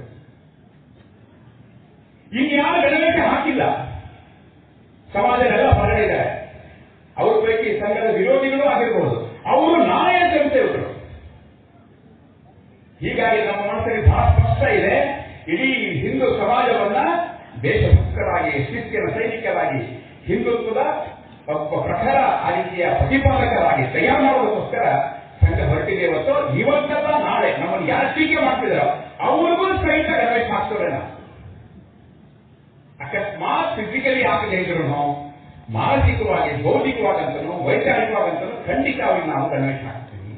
ಯಾಕಂದ್ರೆ ಅಂಥ ವಿಚಾರ ಇದು, ಸಂಘದ ವಿಚಾರ ಸಾಮಾನ್ಯ ಅಲ್ಲ ಇದು. ಇಡೀ ದೇಶವನ್ನ, ಜಗತ್ತನ್ನೇ ಸಮಾವೇಶಗೊಳಿಸುವಂತಹ, ಅದನ್ನ ಆ ರೀತಿಯ ಶಾಂತವ ಮಾಡುವಂತಹ, ಸಂಘಟಿತ ಮಾಡುವಂತಹ, ಸಮರ್ಥೆಯನ್ನು ಕೊಡುವಂತಹ, ಸಾಮರ್ಥ್ಯವನ್ನು ಕೊಡುವಂತಹ, ಸುರಕ್ಷತೆಯನ್ನು ಕೊಡುವಂತಹ ವಿಚಾರ ಇದು. ಇದು ಕೇವಲ ಯಾವುದೋ ಒಂದು ಸ್ವಾರ್ಥ, ಸಣ್ಣ ಪುಟ್ಟದೇನಲ್ಲ ಇದು. ಅಂಥ ಶಕ್ತಿ ಇರೋ ಕಾರಣಕ್ಕೋಸ್ಕರ ಒಬ್ಬ ಓದುವಂತ ಅವನು ದೊಡ್ಡ ದೊಡ್ಡ ಡಿಗ್ರಿ ಪಡ್ಕೊಂಡಿರ್ತಾನೆ, ಅವನು MA ಮಾಡಿರ್ತಾನೆ, PhD ಮಾಡಿರ್ತಾನೆ, ಡಾಕ್ಟರ್ ಓದಿರ್ತಾನೆ, ಅವನು ಎಲ್ಲವನ್ನ ಬಿಟ್ಟು ಸಂಘ ಪ್ರಚಾರಕ್ಕೆ ಬಂದ್ಬಿಡ್ತಾನೆ. ಏನು ಪ್ರೇರಣೆ ಅವನಿಗೆ? ಏನು ಇಂಡಸ್ಟ್ರಿಗೆ ಏನು ಸಿಗಲ್ಲ. ಆ ರೀತಿಯ ಸಾವಿರಾರು ಜನ ಕಾರ್ಯಕರ್ತರು ಸಂಘದಲ್ಲಿ ಕೆಲಸ ಮಾಡ್ತಿರೋದು. ಅದೇ ರೀತಿ ಗೃಹಸ್ಥ ಜೀವನದಲ್ಲಿ ಇಟ್ಕೊಂಡು ಕೃಷಿ ಕೆಲಸ ಮಾಡ್ತಾ, ವ್ಯಾಪಾರ ಮಾಡ್ತಾ, ಉದ್ಯೋಗ ಮಾಡ್ತಾ, ಈ ರೀತಿ ಇರುವಂತಹ ಸ್ವಯಂ ಸೇವಕರು ಸಹಿತ ತಮ್ಮ ಕುಟುಂಬ ಜವಾಬ್ದಾರಿಗಳು, ಮನೆಯ ಒತ್ತಡಗಳು, ಸಾಲಗಳು, ಚಿಂತೆಗಳು ಇವೆಲ್ಲದರ ಮಧ್ಯದಲ್ಲೂ ಸಂಘಕ್ಕೋಸ್ಕರ ಸಮಯ ಕೊಟ್ಟು ದೊಡ್ಡ ಪ್ರಮಾಣದಲ್ಲಿ ಕೆಲಸ ಮಾಡ್ತಿರುವಂತಹ ಹಳ್ಳಿಗೆ ಪ್ರವಾಸ ಮಾಡಿ, ಅಲ್ಲಿ ಸಂಪರ್ಕ ಮಾಡಿ, ಮಲಗಿರುವಂತಹ ಹಿಂದೂ ಸಮಾಜವನ್ನು ಎಬ್ಬಿಸಿ ಪ್ರತಿಯೊಬ್ಬರನ್ನು ಕರೆದು ಬನ್ನಿ ಅಂತ ಕರೆದು ಗಣೇಶ ಹಾಕಿ ಅಂತ ಮಾಡಿ ಓಡಾಡ್ತಿರುವಂತಹ ಗೃಹಸ್ಥ ಕಾರ್ಯಕರ್ತರು, ಸ್ಥಾನೀಯ ಕಾರ್ಯಕರ್ತರ ತಪಸ್ಸು ಅದು ಯಾವುದಕ್ಕೂ ಕಡಿಮೆ ಅಲ್ಲ. ಪ್ರಚಾರಕರ ಸಂಖ್ಯೆ ಆದರೂ 4200 ಸುಮಾರು ಇರಬಹುದು. ಆದರೆ ಗೃಹಸ್ಥ ಕಾರ್ಯಕರ್ತರು, ಸ್ಥಾನೀಯ ಕಾರ್ಯಕರ್ತರು, ಬೇರೆ ಬೇರೆ ಉದ್ಯೋಗಗಳು ಮಾಡ್ತಿರುವಂತಹ ವಿದ್ಯಾರ್ಥಿಗಳು ಎಲ್ಲರೂ ಸೇರಿಸಿಕೊಂಡ್ರೆ ಅದು ಹತ್ತಿರ ಒಂದು 65-70 ಲಕ್ಷದವರೆಗೆ ಹೋಗ್ಬೋದು. ಆ ರೀತಿ ದೊಡ್ಡ ಒಂದು ಕಾರ್ಯಕರ್ತರ ಪಡೆ. ಅವರು ಸಣ್ಣ ಸಣ್ಣ ಯಾವುದೋ ಸಂಗತಿಗಳಿಗೆ ಪ್ರೇರಿತರಾದವರಲ್ಲ, ಅವರೆಲ್ಲರ ಮನಸ್ಸಲ್ಲಿರೋದು ದೊಡ್ಡ ವಿಷಯ ಪರಂ ವೈಭವ, ಅದಕ್ಕೋಸ್ಕರ ಕೆಲಸ ಮಾಡ್ತಿರೋದು. ಈ ರೀತಿಯಲ್ಲಿ ಇವತ್ತು ನಾವೆಲ್ಲ ಅನೇಕರು ಹೊಸಬರು ಗಣೇಶ ಹಾಕಿದ್ದೀವಿ. ಇತ್ತೀಚೆಗೆ ಪಹಲ್ಗಾಂವದಲ್ಲಿ ಘಟನೆ ನಡೀತು. ಅದಾದ ನಂತರ ಉಗ್ರಗಾಮಿಗಳಿಗೆ ಮತ್ತು ಆ ದೇಶಕ್ಕೆ ಸರಿಯಾದ ಪಾಠ ಕಲಿಸಬೇಕು ಅಂತ ಅನ್ಕೊಂಡು ನಮ್ಮ ಸೈನಿಕರು ಹೊರಟರು. ಸರಿಯಾದ ಉತ್ತರ ಕೊಟ್ಟರು. ಇನ್ನೂ ಅದು ಬಹಳ ವಿಸ್ತರಿಸಲು ಸುಲಭ ಇಲ್ಲ ಅಂತ ಅರ್ಥ. ಆಪರೇಷನ್ ಸಿಂಧೂರು 1.0 ಮುಗಿದಿದೆ. ಅದಕ್ಕೆ ಹೆದರಿಕೆ ಇದೆ ಅವರಿಗೆ. ಅಷ್ಟು ಒಂದು ನಡಕ ಹುಟ್ಟಿಸುವಂತಹ ಒಂದೇನೊಂದು ಉತ್ತರ ಕೊಟ್ಟು ಭಾರತದ ಸೈನಿಕರು, ಭಾರತ ತಂತ್ರಜ್ಞರು, ಭಾರತದ ನೇತೃತ್ವ ಕನ್ನಡಕ್ಕೆ ಸುಳುವಕ್ಕೆ ಸಾಧ್ಯ ಇಲ್ಲ. ಇಲ್ಲಿವರೆಗೂ ಹೆದರಿಸ್ತಿದ್ರು ನಮ್ದು ಪರಮಾಣು ಶಕ್ತ ರಾಷ್ಟ್ರ ನಮ್ದು ಅಂತ, ಪರಮಾಣು ಶಸ್ತ್ರ ಸಶಕ್ತ ರಾಷ್ಟ್ರ ನಮ್ದು ಅಂತ, ನ್ಯೂಕ್ಲಿಯರ್ ವೆಪನ್ ಸ್ಟೇಟ್ ನಮ್ದು, ನ್ಯೂಕ್ಲಿಯರ್ ವೆಪನ್ ನೇಷನ್ ನಮ್ದು, ಹುಷಾರಾಗಿರಿ ಅಂತ ಅವ್ರು ಹೇಳ್ತಾ ಇದ್ರು. ಆದ್ರೆ ಇವತ್ತು ಆ ಖಾನ್ ಏರ್ ಬೇಸ್ ಪಕ್ಕದಲ್ಲಿದ್ದ ಆ ಪರ್ವತಗಳ ಮಧ್ಯದಲ್ಲಿ ಎಲ್ಲಿ ಅವರು ಅಣ್ವಸ್ತ್ರಗಳನ್ನು ಇಟ್ಟಿದ್ರು, ಆ ಎಲ್ಲ ಅಣ್ವಸ್ತ್ರಗಳನ್ನ ನಮ್ಮ ಬ್ರಹ್ಮೋಸ್ ಕ್ಷಿಪಣಿಗಳು ಲಾಕ್ ಮಾಡಿಬಿಟ್ಟಿದ್ದಾರೆ. ಇದು ಭಾರತದ ವಿಶೇಷ. ಲಾಕ್ ಮಾಡಿದ ಅರ್ಥ ಏನು? ಅಲ್ಲಿ ಒಳಗಡೆ ಹೋಗಿಲ್ಲ, ಹತ್ತಿರ ಹೋಗಿಲ್ಲ. ಒಂದು ಸ್ಫೋಟಕೋಲ್ ಅಂತ ಒಂದು ಬೆಂಕಿ ಉಂಡೆ ಇರುವುದರಲ್ಲಿ ಅಲ್ಲಿ ಹೋದರೆ ಏನಾದರೂ ಆಪರೇಷನ್ ಮಾಡಲು ಪ್ರಯತ್ನ ಮಾಡಿದ್ರೆ ಅವರ ದೇಶವೇ ಮೊದಲು ಅವರಿಗೆ ಆ ಪರಮಾಣು ಅಸ್ತ್ರಗಳ ಧ್ವನಿಯಂತಾಗುತ್ತೆ, ಬೆಂಕಿ ಹತ್ಕೊಂಡು ಉಳಿದೋಗುತ್ತೆ. ಈಗಾಗಲೇ ದೊಡ್ಡ ಪ್ರಮಾಣದಲ್ಲಿ ಹಾನಿ ಆಗಿದೆ. ಅತ್ಯಂತ ವ್ಯವಸ್ಥಿತವಾಗಿ ಇದನ್ನ ನಮ್ಮ ಸೈನಿಕರು ನಿಭಾಯಿಸಿದರು. ಕೇವಲ ಒಬ್ಬ ಸೈನ್ಯದ ತಂತ್ರಜ್ಞಾನ ಪ್ರಕಾರ ನಾವು 50ಕ್ಕಿಂತ ಹೆಚ್ಚು ಮಿಸೈಲ್ ನಾವು ಬಳಸಿಲ್ಲ ಹೊರಬರಿಕೆ ಅಟ್ಯಾಕ್ಗೋಸ್ಕರ. 50ಕ್ಕಿಂತ ಹೆಚ್ಚು ಬಳಸಿಲ್ಲ ಅಂತ ನಮ್ಗೆ ಆಶ್ಚರ್ಯ ಆಗಿರೋದು. ನಾವು ಬೇರೆ ರಾತ್ರಿಯ ಒಂದು ವಿಮಾನಗಳ ಮೂಲಕ ಹಾರಿಸಿದ ಕ್ಷಿಪಣಿಗಳಿರಬಹುದು ಅಥವಾ ಬ್ರಹ್ಮೋಸ್ ಕ್ಷಿಪಣಿ ಇರಬಹುದು. ಈ ಕ್ಷಿಪಣಿ 50ಕ್ಕಿಂತ ಹೆಚ್ಚಿಲ್ಲ ಅಂತ. ಅವರು ಡ್ರೋನ್ ಮೂಲಕ ಬಿಟ್ಟಾಗ ಆಕಾಶ ಮೂಲಕ, ಇನ್ನು ಬರಾಕ್ ಮೂಲಕ, ಇನ್ನು S-400 ಮೂಲಕ ನಾವೇ ಸತಿ ಅಟ್ಯಾಕ್ ಮಾಡಿ ವಾಪಸ್ ಕಳ್ತೀವಿ. ಅವ್ರು ಲೆಕ್ಕ ಹಾಕಿದ್ದೇನೆ, ಡಿಫೆನ್ಸಿವ್ ಲೆಕ್ಕ ಹಾಕಿದ್ದೇನೆ. ಅಫೆನ್ಸಿವ್ ಎಷ್ಟಪ್ಪ ಬಳಸಿದ್ದು ಅಂದ್ರೆ ಕೇವಲ 50 ಮಿಸೈಲ್ ಮಾತ್ರ ಬಳಸಿರೋದು. 50 ಮಿಸೈಲಲ್ಲೇ ಅವರು ನಿಮ್ಮ ಜನ್ಮ ಜರಬೇಕು ಆ ರೀತಿಯ ಒಂದು ಪೆಟ್ಟನ್ನ ಕೊಟ್ಟಿರುವಂತಹ ಕೆಲಸ ಮಾಡುವಂತವರು ನಮ್ಮ ದೇಶ ಸೈನಿಕರು. ಅವರಿಗೆ ನಾವು ಗಡಿ ಕಾಯುವ ಸೈನಿಕರು, ದೇಶವನ್ನು ಸುರಕ್ಷೆ ಇರುವಂತಹ ಆ ರೀತಿಯ ನಾವು ಸಶಸ್ತ್ರ ಸೈನಿಕರು ಅಂತ ಕರೀತೀವಿ. ಇವತ್ತು ನಾವು ಗಣವೇಶ ಹಾಕಿ ಬಂದಿರುವಂತಹ ಸಂಸ್ಥೆಗಳು ನಾವೆಲ್ಲರೂ ನಾಡ ಸೈನಿಕರು. ನಾವು ಅವರು ಗಡಿ ಸೈನಿಕರು, ನಾವು ನಾಡ ಸೈನಿಕರು. ಕೇವಲ ಗಡಿಗಳನ್ನು ರಕ್ಷಣೆ ಮಾಡಿದ್ರೆ ಸಾಕಾಗಲ್ಲ.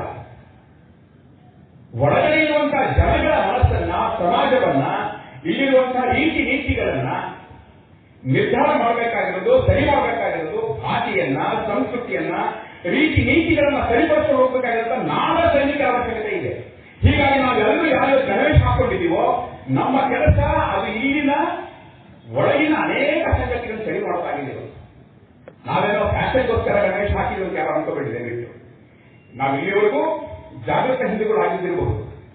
ಆದರೆ ಇವತ್ತು ನಾವು ಜಾಗೃತ ಹಿಂದೂಗಳ ಜೊತೆಗೆ ನಾವು ಗಣವೇಶ ಧರಿಸಿದ್ದೀವಿ, ಸಂಘದ ಸಮವಸ್ತ್ರವನ್ನು ಧರಿಸಿದ್ದೀವಿ. ಸಂಘ ಯಾವ ಕಲ್ಪನೆ ಇಟ್ಕೊಂಡು ದೊಡ್ಡ ಸಾಮಾಜಿಕ ಪರಿವರ್ತನೆ ಆಗಬೇಕು ಅಂತ ಪ್ರಯತ್ನ ಹೊರಟಿದೆಯೋ ಆ ಪ್ರಯತ್ನದಲ್ಲಿ ನಾವು ಮುಂದೆ ನಿಂತಂತ ನಾವು ಸಂಸ್ಥೆಗಳು, ನಾವು ಸೈನಿಕರು, ನಾವು ಸಾಮಾಜಿಕ ಸೈನಿಕರು, ಸಂಸ್ಕೃತಿಯ ಸೈನಿಕರು ನಾವೀಗ. ಹೀಗಾಗಿ ನಮ್ಮ ಮೇಲೆ ಜಾಸ್ತಿ ಜವಾಬ್ದಾರಿ ಇದೆ. ಮಾತ್ರ ಅಲ್ಲ, ಒಬ್ಬ ಹೇಗೆ ಜಾಗೃತ ಒಬ್ಬ ಹಿಂದೂ ಮತ್ತು ಸ್ವಯಂ ಸೇವಕ ಸಮರ್ಥ ಹಾಕಿದಂತಹ ಸೈನಿಕ ಅಂತ ಹೇಳ್ತೀವೋ ನಾವು, ಇನ್ನೂ ಒಂದು ಮುಂದಕ್ಕೆ ಹೋಗ್ಬೇಕಾಗುತ್ತೆ ನಾವು. ಅದು ನಮ್ಮ ಮೂಲ ಒಂದು ಕಾರ್ಯ ಆಗಿರುವಂತಹ ಶಾಖೆಗೆ ಜೋಡಿಸ್ಕೋಬೇಕಾಗುತ್ತೆ. ಬರೀ ಗಣೇಶ ಹಾಕೊಂಡ್ರೆ ಸಾಕಾಗಲ್ಲ. ಇವತ್ತು ಅನೇಕ ನಾವು ಸಂಚಲನ ನೋಡ್ತಿದ್ದೆ, ನಮ್ಮ ವ್ಯಾಸ ದೇಶಪಾಂಡೆ ಜೊತೆ, ಸಂಘ ಚಾಲಕರ ಜೊತೆ ಅನೇಕ ನಡ್ಕೊಂಡು ಹೋಗ್ತಾ ಇದ್ವಿ. ನಾವು ಸೈನಿಕ ರೂಪಕ್ಕೆ ಎಲ್ಲೂ ಬಂದಿಲ್ಲ. ನಾವು ಆ ಸೈನಿಕರ ರೂಪ ಪಡಿಬೇಕಂದ್ರೆ ನಾವು ಶಾಖೆ ಕೊಡಬೇಕು, ಅಲ್ಲಿ ಏಕು ಅಭ್ಯಾಸ ಮಾಡಬೇಕು. ಹೀಗೆ ಒಬ್ಬ ಜಾಗೃತ ಹಿಂದುವಿಗೂ ಸಾಮಾನ್ಯ ಹಿಂದುವಿಗೂ ಅಂತರ ಇದೆ. ಒಬ್ಬ ಜಾಗೃತ ಹಿಂದೂ ಗಣವೇಶ ಹಾಕಿದಾಗ ಅವನಲ್ಲಿ ಆಗುವಂತಹ ಬದಲಾವಣೆಗಳಿಗೆ ವ್ಯತ್ಯಾಸ ಇದೆ. ಒಬ್ಬ ಗಣವೇಶಧಾರಿ ಸ್ವಯಂ ಸೇವಕ ನಿತ್ಯ ಶಾಖೆಗೆ ಬಂದು ಅವನು ಏಕೋ ಅಂತ ಅವನು ಸಂಚಲನ ಮಾಡ್ತಾನೆ, ಕಬಡ್ಡಿ ಆಟ ಆಡ್ತಾನೆ, ಈ ಮಣ್ಣಲ್ಲಿ ಏಳ್ತಾನೆ ಬೀಳ್ತಾನೆ ಅಂತ ಹೇಳುವಾಗ ಅವನಲ್ಲಾಗುವಂತಹ ಬದಲಾವಣೆ ವ್ಯತ್ಯಾಸ ಇದೆ. ಹೀಗಾಗಿ ನಾವುಗಳು ನಿತ್ಯ ಶಾಖೆಗೆ ಬರೋ ಸ್ವಯಂ ಸೇವಕರಾಗಬೇಕು. ಆ ಮೂಲಕ ಇವತ್ತೇನು ಸಮಾಜ ನಿರೀಕ್ಷೆ ಮಾಡ್ತಿದೆಯೋ ಆ ಎಲ್ಲ ಬದಲಾವಣೆಗಳಿಗೆ ನಾವು ಸಾಧನೆಗಳಾಗಬೇಕು, ನಾವು ಉಪಕರಣಗಳಾಗಬೇಕು. ಆ ದಿಕ್ಕಲ್ಲಿ ನಾವೆಲ್ಲರೂ ಯೋಚನೆ ಮಾಡಬೇಕಾಗಿದೆ. ಏನ್ರಿ ಸಂಘ ಸಾಧನೆ ಮಾಡಿದೆ 100 ವರ್ಷ ಅಂತ ಹೇಳ್ತೀರಾ ನೀವು ಅಂತ ಕೆಲವರು ಪ್ರಶ್ನೆ ಕೇಳ್ತಾರೆ.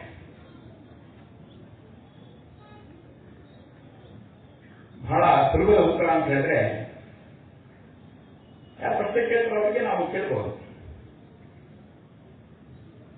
ಒಂದು ಸವಾಲಿದೆ, ಅದೇನು ಅಂದ್ರೆ ಸಂಘ ಇಲ್ಲದೆ ಹೋಗಿದ್ರೆ, ಸಂಘ ಹುಟ್ಟದೇ ಹೋಗಿದ್ರೆ, ಸಂಘ ಸ್ಥಾಪನೆ ಆಗದೆ ಹೋಗಿದ್ರೆ ನಮ್ಮ ದೇಶ ಹೇಗಿರ್ತಿತ್ತು ಅಂತ ಹೇಳುವಂತಹ ಒಂದು ಪರಿಸ್ಥಿತಿಯನ್ನ ನಿಮ್ಮ ಕಲ್ಪನಾ ಶಕ್ತಿಯಿಂದ ಊಹೆ ಮಾಡಿ.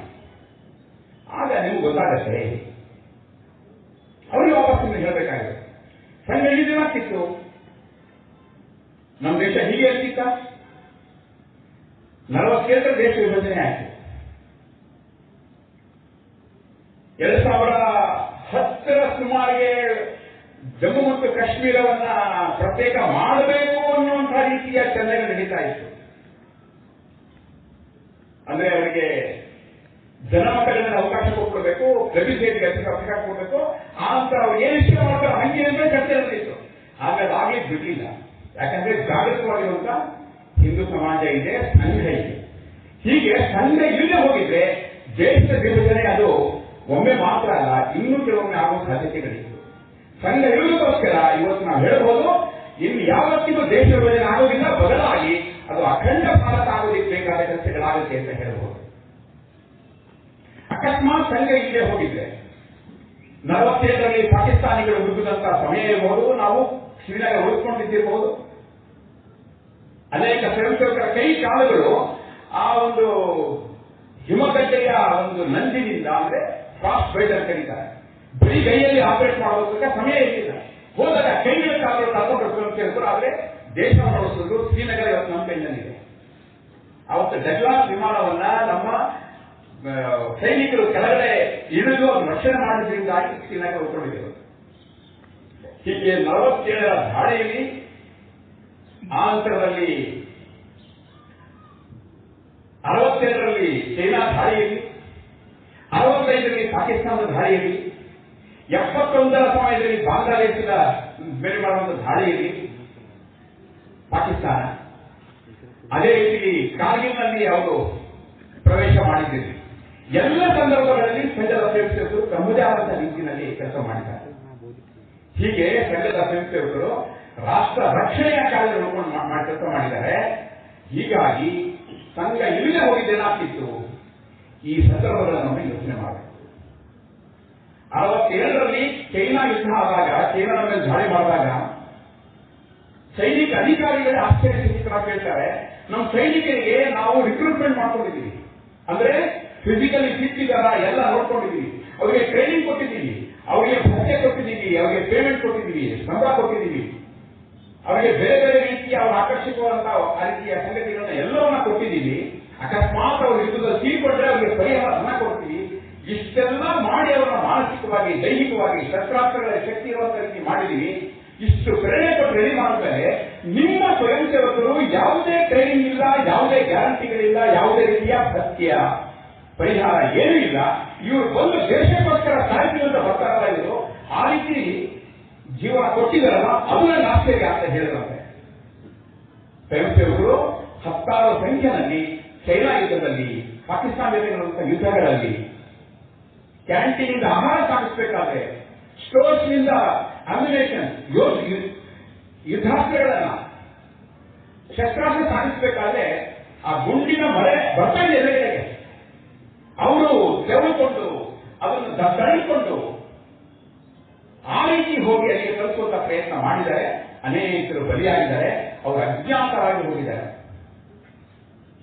ಇದನ್ನು ನೋಡಿದಂತಹ ನಮ್ಮ ದೇಶದ ಮೊದಲನೇ ಪ್ರಧಾನಿ, ಯಾರು ತಲೆಯ ತುದಿಯಿಂದ ಕಾಲು ಬೆರಳವರೆಗೆ ಸಂಘವನ್ನು ದ್ವೇಷ ಮಾಡ್ತಾ ಇದ್ರು, ಸಂಘದ ಮೇಲೆ ಮೊದಲನೇ ಡ್ಯಾನ್ ಹಾಕಿದ್ರು, ಈ ಭಗವದ್ಗೀತೆ ಒಂದು ಇಂಚಿನ ನೆಲದ ಮೇಲೂ ಹಾಕಿ ಬಿಡಲ್ಲ, ಈ ಸಂಘವನ್ನು ನಾವು ಬಸಕಿ ಹಾಕ್ಬಿಡ್ತೀವಿ ಅಂತ ಹೇಳಿದಂತ ವ್ಯಕ್ತಿ 67ರ ಚೈನಾ ಯುದ್ಧದ ನಂತರದಲ್ಲಿ ಮತ್ತು ತಾನು ಮಾಡುವಂತಹ ಪಾಪ ಕೃತ್ಯಗಳ ವಿರುದ್ಧ ಸಂಘ ಒಂದೂ ಪ್ರತಿಭಟನೆ ಮಾಡಿಲ್ಲ. ಅಂಥ ಒಂದು ಸಂಘದ ಒಂದು ಸಂಯಮವನ್ನ, ಶಾಂತಿಯನ್ನ ನೋಡಿ 63ರ ಗಣರಾಜ್ಯೋತ್ಸವ ಪರೇಡ್ಗೆ ಜನವರಿ 26ಕ್ಕೆ ನಮ್ಮ ನೇವಿ, ಆರ್ಮಿ, ಏರ್ಫೋರ್ಸ್, BSF ಎಲ್ಲ ನಮ್ಮ ಸೈನಿಕರ ಜೊತೆಗೆ ಸ್ವಯಂ ಸೇವಕರನ್ನು ಕರೀತಾರೆ. ಸಂಘದ ಸ್ವಯಂ ಸೇವಕರು ಭಾಗವಹಿಸ್ತಾರೆ. 3,000 ಜನ ಸಂಸ್ಥೆಗಳು ಭಾಗವಹಿಸಿದ್ರು ಅಂತ ಉಲ್ಲೇಖ ಇದೆ. ಕೇವಲ 3 ದಿನಗಳ ನೋಟಿಸ್ ಮಾಡಿ. ಅಂದ್ರೆ ಸಂಘದ ಸ್ವಯಂ ಸೇವಕರು ಸೈನಿಕರಿಗಿಂತ ಕಡಿಮೆ ಇಲ್ಲ ಅಂತ ಹೇಳೋದು ಭಾವನೆ. ಎಂಥ ಗೌರವ! ಯಾರು ಗೌರವ ಕೊಟ್ಟವರು? ಯಾರು ಸಂಘವನ್ನು ನಖಶಿಖ ಅಂತ ದ್ವೇಷ ಮಾಡ್ತಿದ್ರು ಅಂಥ ವ್ಯಕ್ತಿ ಕೊಟ್ಟಂತ ಗೌರವ ಇದೆ. ಹೇಗಿರ್ಬೋದು ಸಂಘದ ಪರಿವರ್ತನೆ? ಮಾನಸಿಕವಾಗಿ ನಾವು ವಿರೋಧಿಗಳನ್ನ ಹೇಗೆ ನೋಡ್ತೀವಿ?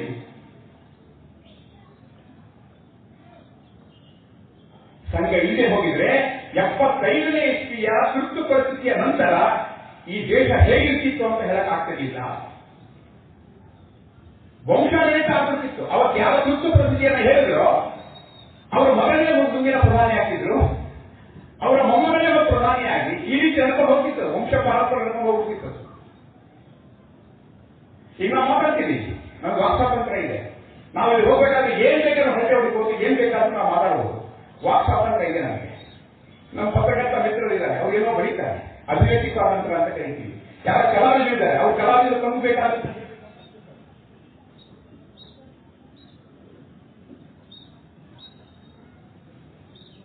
ಈ ರೀತಿ ಇದ್ದಾಗ ಸಹಿತ ಆ ಎಲ್ಲ ಹಕ್ಕುಗಳನ್ನ, ಸಂವಿಧಾನವನ್ನೇ ಕಸದ ಬುಟ್ಟಿಗೆ ಹಾಕಿದಂತಹ ಒಂದು ಸಂದರ್ಭ ಯೋಚನೆ ಮಾಡಬೇಕು. ಅಕಸ್ಮಾತ್ ಸಂಘ ಇಲ್ಲೇ ಹೋಗಿದ್ದೆ ಏನಾಗ್ತಿತ್ತು? ಈ ಎಲ್ಲ ಸ್ವಾತಂತ್ರ್ಯಗಳು ಯಾವುದನ್ನ ಡಾಕ್ಟರ್ ಬಾಬಾ ಸಾಹೇಬ್ ಅಂಬೇಡ್ಕರ್ ಕೊಟ್ಟಿದ್ದಾರೆ,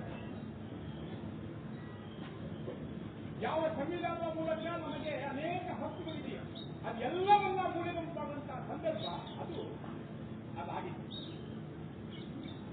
ಇವತ್ತು ಯಾರು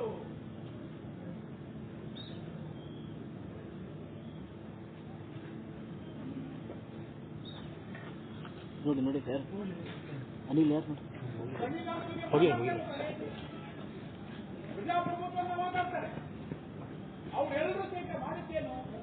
ಈ ದೇಶದ ಸಂವಿಧಾನವನ್ನ, ಡಾಕ್ಟರ್ ಬಾಬಾ ಸಾಹೇಬ್ ಅಂಬೇಡ್ಕರ್ ಬಂದ ಸಂವಿಧಾನವನ್ನ ಮೂಲೆಗುಂಪು ಮಾಡಿದ್ರು, ಕಸದ ಬುಟ್ಟಿಗೆ ಹಾಕಿದ್ರು. ಅದಕ್ಕೆ ರಕ್ಷಣೆ ಕೊಟ್ಟವರು, ಅದನ್ನು ಉಳಿಸಿದಂತವರು ವಾಪಸ್ ಪ್ರಜಾಪ್ರಭುತ್ವ ತಂದವರು ಯಾರಪ್ಪ ಅಂದ್ರೆ ಇದೇ ಕಾಕಿನಿಕ್ಕರ ಹಾಕೊಂಡಂತಹ, ಇದೇ ದಕ್ಷ ಆರಂಭ ಮಾಡುವಂತಹ ಕಾರ್ಯಕ್ರಮ. ಅಕಸ್ಮಾತ್ ಸಂಘ ಇಲ್ಲದೆ ಹೋಗಿದೆ, ಪ್ರಜಾಪ್ರಭುತ್ವ ಉಳಿದಿದ್ದ ಇವತ್ತು ಬಾಬಾ ಸಾಹೇಬ್ ಅಂಬೇಡ್ಕರ್ ಅವರ ಸಂವಿಧಾನ ಇಟ್ಟಿದ್ದ ಅಂತ ಪ್ರಶ್ನೆ.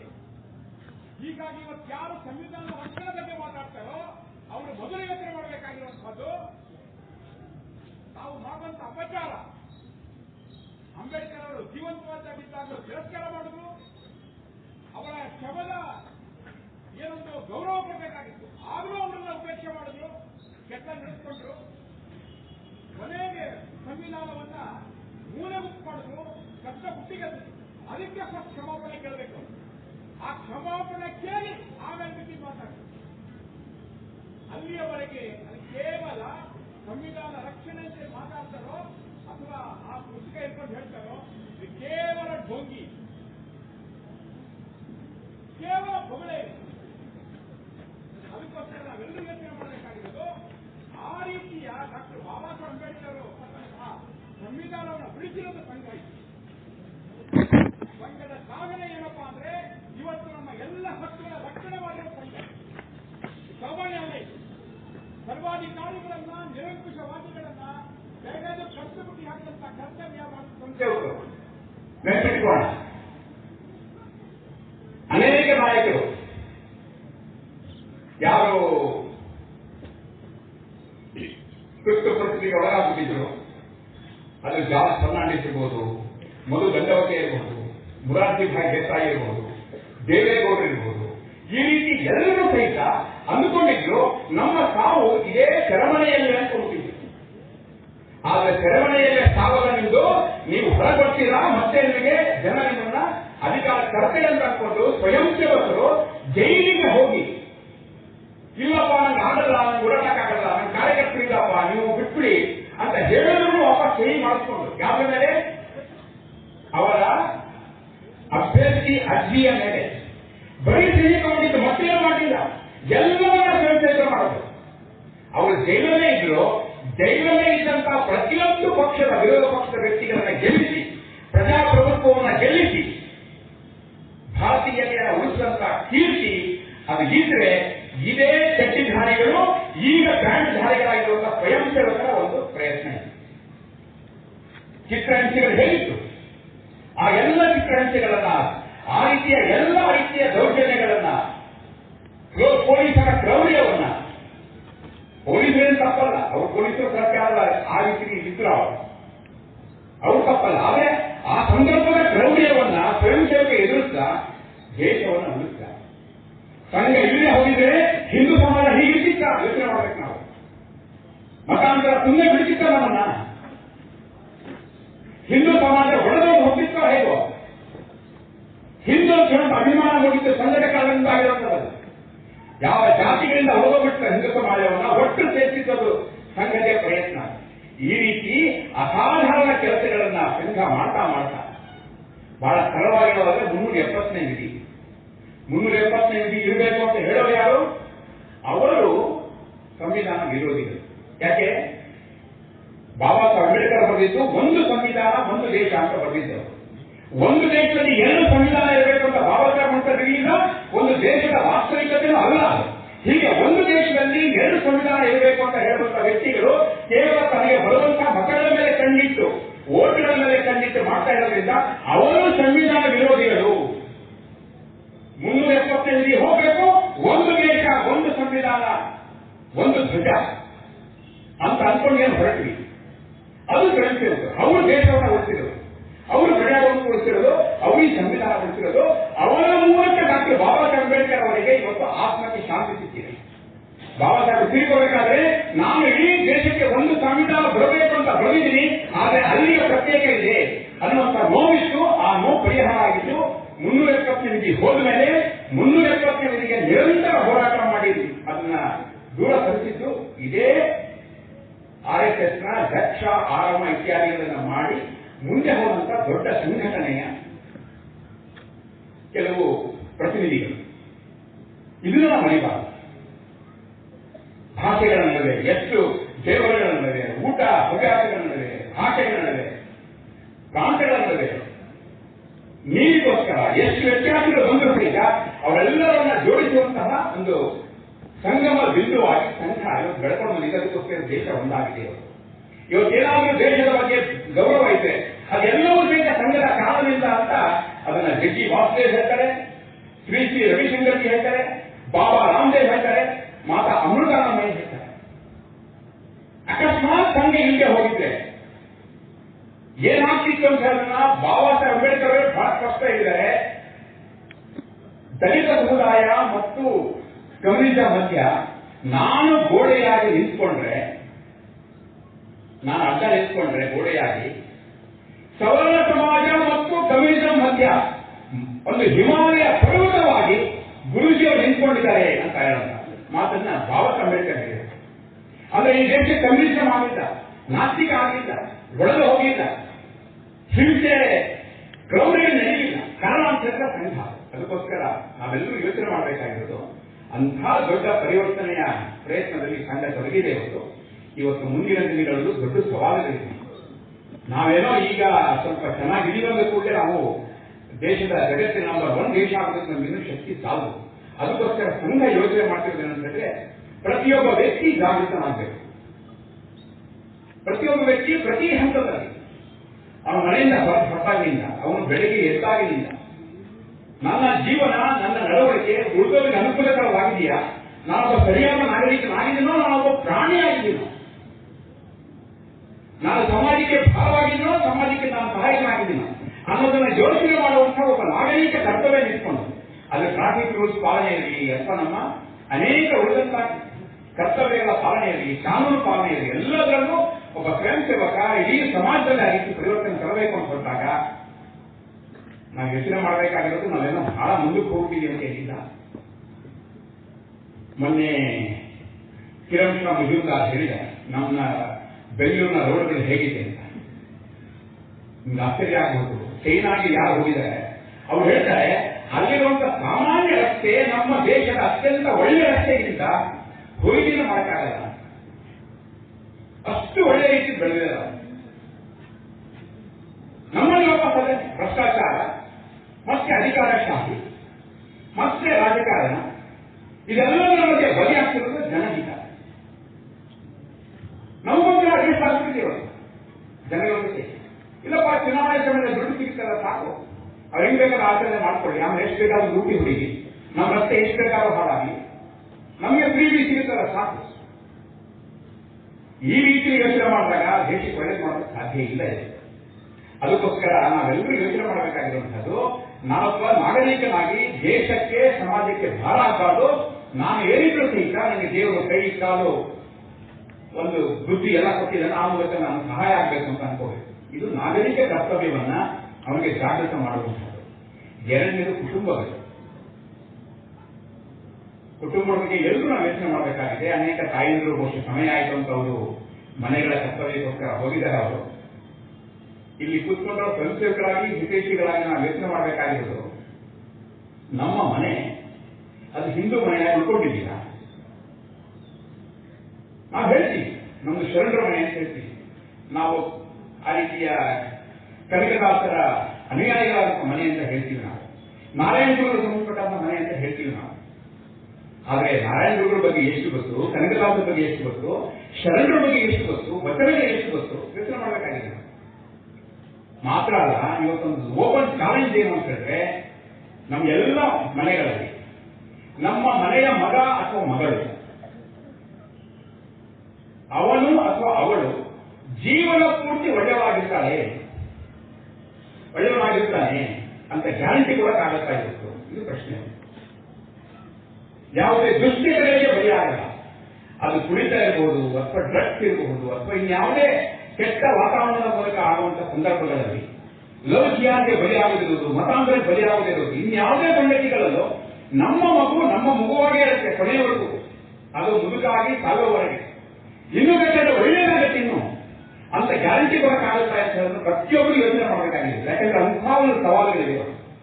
ಕೆಲಸಕ್ಕೆ ಹೋದಾಗ, ಓದೋದಕ್ಕೆ ಹೋದಾಗ ಅಲ್ಲಿರುವಂತಹ ಸಮಸ್ಯೆಗಳು, ವಿದ್ಯಾರ್ಥಿಗಳ ಸಹಪಾಠಿಗಳ ಒತ್ತಡ, ಇವು ನಿಭಾಯಿಸಬೇಕಂತ ಅಂದ್ಕೊಂಡ್ರೆ ಒಂದು ಗಟ್ಟಿತನ ಬೇಕು. ಆ ಗಟ್ಟಿತನವನ್ನು ನಿರ್ಮಾಣ ಮಾಡೋದು ಹೇಗೆ? ಕುಟುಂಬದಲ್ಲಿ ಒಟ್ಟಿಗೆ ಸೇರಿಕೊಂಡು ನಾವು ಭಾವನೆಗಳನ್ನ ಗಟ್ಟಿ ಮಾಡಬಹುದು ಅಂತ ಹೇಳೋದು. ಮನಸ್ಸುಗಳು ಬಹಳ ದುರ್ಬಲ ಆಗ್ತಿದೆ ಇವತ್ತು. ಒಂದು ಹೊಡೆತಕ್ಕೆ ಮಗು ಇವತ್ತು ಅದು ಬೇರೆ ಯಾವ ಆತ್ಮಹತ್ಯೆ ದಾರಿ ಬಿಟ್ಕೊಳ್ಳೋ ಸಾಧ್ಯತೆಗಳಿದೆ. ಒಂದು ಬೈಗಳಿಗೆ ಆತ್ಮಹತ್ಯೆ ದಾರಿಗೆ ಹೋಗೋ ಸಾಧ್ಯತೆಗಳಿದೆ. ಒಂದು ನಿರಾಸೆ, ಒಂದು ಸೋಲು, ಒಂದು ನಿರಾಕರಣೆ, ಇಲ್ಲ ಕೊಡಲ್ಲ ಅಂದ್ಕೂಡ ಅದು ಮುಗಿತದ ಜೀವನ. ಇಂಥ ಒಂದು ಕೊಳ್ಳು ಮನಸ್ಸಿನ ವ್ಯಕ್ತಿಗಳನ್ನು ಇಟ್ಕೊಂಡು ದೇಶ ಕಟ್ಟಲಿಕ್ಕಾಗತ್ತಾ? ಅದಕ್ಕೋಸ್ಕರ ಗಟ್ಟಿ ಮಾನಸಿಕತೆ, ಗಟ್ಟಿ ಶರೀರ ಮತ್ತು ಬುದ್ಧಿಶಕ್ತಿನೂ ಅಷ್ಟೇ ಗಟ್ಟಿ ಇರುವಂತಹ ಮನೆಗಳು ಬೇಕು ಅಂದ್ರೆ ನಾವು ವಾರಕ್ಕೊಂದ್ಸರಿ ಸೇರಬೇಕು. ಇದಕ್ಕೆ ನಾವು ಶಕ್ತಿ ತುಂಬುವಂತಹ ಕೆಲಸ ಮಾಡಬೇಕು ಅಂತ ಹೇಳುವಂತ ಅಪೇಕ್ಷೆ ಇದೆ. ನಾವೆಲ್ಲರೂ ಇನ್ಶೂರೆನ್ಸ್ ಮಾಡ್ತಿರ್ತೀವಿ.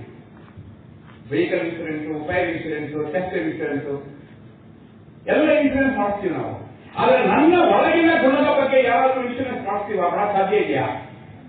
ನಾನು ಕೆಟ್ಟವನಾಗಲ್ಲ, ಕೆಟ್ಟವನಾಗಿರೋದಕ್ಕೆ ಏನ್ ಮಾಡ್ಬೇಕು ಅಂತ ಇನ್ಶೂರೆನ್ಸ್ ಆಗಿ ಎಲ್ಲ ಸಾಧ್ಯತೆ ಇದೆಯಾ? ಅದಿದ್ರೆ ಅದು ರಾಷ್ಟ್ರೀಯ ಸಂಸ್ಥೆ ಸಂಘ. ರಾಷ್ಟ್ರೀಯ ಸಂಸ್ಥೆ ಸಂಘಕ್ಕೆ ಬಂದಂತಹ ಸ್ವಯಂ ಸೇವಕ ಅವನಿಗೆ ಹೇಳ್ಬಹುದು, ನಿತ್ಯ ಶಾಖೆಯ ಮೂಲಕ ತನ್ನ ಮನಸ್ಸು, ಶರೀರ, ಬುದ್ಧಿ, ಆತ್ಮ ಎಲ್ಲವನ್ನ ಸ್ವಚ್ಛ ಮಾಡ್ಕೊಳ್ತಾನವನು. ಅವನು ಎಂಥದೇ ಸಂದರ್ಭ ಬರಲಿ, ಎಂಥದೇ ಒತ್ತಡಗಳು ಬರಲಿ, ಅದು ಸಹಪಾಠಿಗಳಿರಲಿ, ಯಾರೋ ಸಹೋದ್ಯೋಗಿಗಳಿರಲಿ, ಯಾರೋ 100 ಸಂಖ್ಯೆಯಲ್ಲಿ 1000 ಸಂಖ್ಯೆಯಲ್ಲಿ ಎಷ್ಟೇ ಪ್ರವಾಹದ ವಿರುದ್ಧ ಇದ್ರೂ ಸಹಿತ ನಾನು ಈಡ್ತೀನಿ ಅಂತ ಹೇಳುವಂತ ಮನಸ್ಸನ್ನು ಗಟ್ಟಿ ಮಾಡೋದಕ್ಕೋಸ್ಕರ ಇವತ್ತು ಸಂಘದ ಶಾಖೆಯ ಅವಶ್ಯಕತೆ ಇದೆ ಅಂತ ಹೇಳಿ ಗಮನಿಸಿತ್ತು. ಇದೇ ಸಂಘಸ್ಥಾನ ಸಾಮಾನ್ಯ ವ್ಯಕ್ತಿ ನಿರ್ಮಾಣ ಮಾಡಿದ್ದಾರೆ. ಈ ಸಂಘಸ್ಥಾನ ಇಬ್ಬರು ಪ್ರಧಾನಿಗಳನ್ನ ಕೊಟ್ಟಿದೆ. ಸಾಮಾನ್ಯ ಹುಡುಗರು ಶಾಖೆಗೆ ಬಂದಾಗ ಪಾಪ ಅವರೇ ಈಗಿದ್ದಂಥವ್ರು.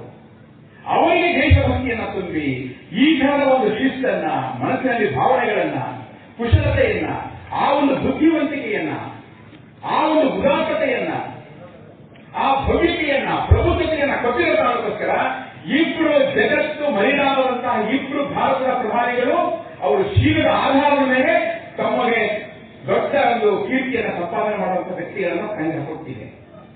ಅಕಸ್ಮಾತ್ ಏನ್ರಿ ಸಂಘತೆ ಏನ್ರಿ ಕೊಡುಗೆ ಅದು ಅಂತ ಯಾವ ಪ್ರಶ್ನೆ ಕೇಳಬಹುದು. ಅಕಸ್ಮಾತ್ ಆ ಇಬ್ಬರು ಬಾಲಕರು ಆಡಳಿತಕ್ಕೆ ಬಂದಿರಲಿಲ್ಲ ಅಂತ ಇಟ್ಕೊಳ್ಳಿ. ಮೊದಲನೇ ವ್ಯಕ್ತಿ ನಾನು ಹೇಳಿದಂಗೆ ಒಬ್ಬ ಕವಿ, ಒಬ್ಬ ಹುಡುಗ, ಅವನೇನೋ ಶಿಕ್ಷಣ ತಜ್ಞನಾಗಿ ಅವರ ಅಪ್ಪನಿಗೆ ಕವಿಯಾಗಿ ದೊಡ್ಡ ರೀತಿಯ ವ್ಯವಸ್ಥಾಪಕರಾಗಿ ಪುಸ್ತಕಗಳನ್ನು ಬರೆದು ಸಾಹಿತ್ಯಕಾರನಾಗಿ ಹೋಗಲಾಗಿತ್ತು.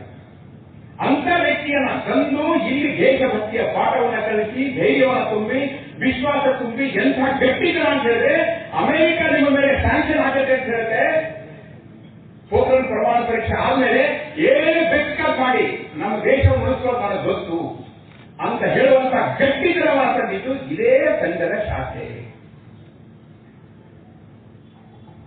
ಇನ್ನೊಬ್ಬ ಬಾಲಕ, ಅವನು ಚಾಯವಾಲ, ಚಹಾ ಮಾಡ್ಕೊಂಡಿದ್ದಂತ ಹುಡುಗ, ಅವನು ಶಾಖೆಗೆ ಬಂದ. ಅವನು ಆ ರೀತಿ ಭಾವನೆಗಳು ತುಂಬಿ ಅಕಸ್ಮಾತ್ ಅವನು ಶಾಖೆಗೆ ಬರದೇ ಹೋಗಿದ್ದಿರಾಗಿದ್ದ. ಅವನು ಒಳ್ಳೆ ಕುಶಲತೆ ಇತ್ತು, ಬುದ್ಧಿವಂತಿಕೆ ಇತ್ತು, ವ್ಯಾಪಾರದ ಆಪರ ಎಲ್ಲ ಬೇಕಾದಂತ ಎಲ್ಲ ಸಂಗತಿಗಳು ಗೊತ್ತಿತ್ತು.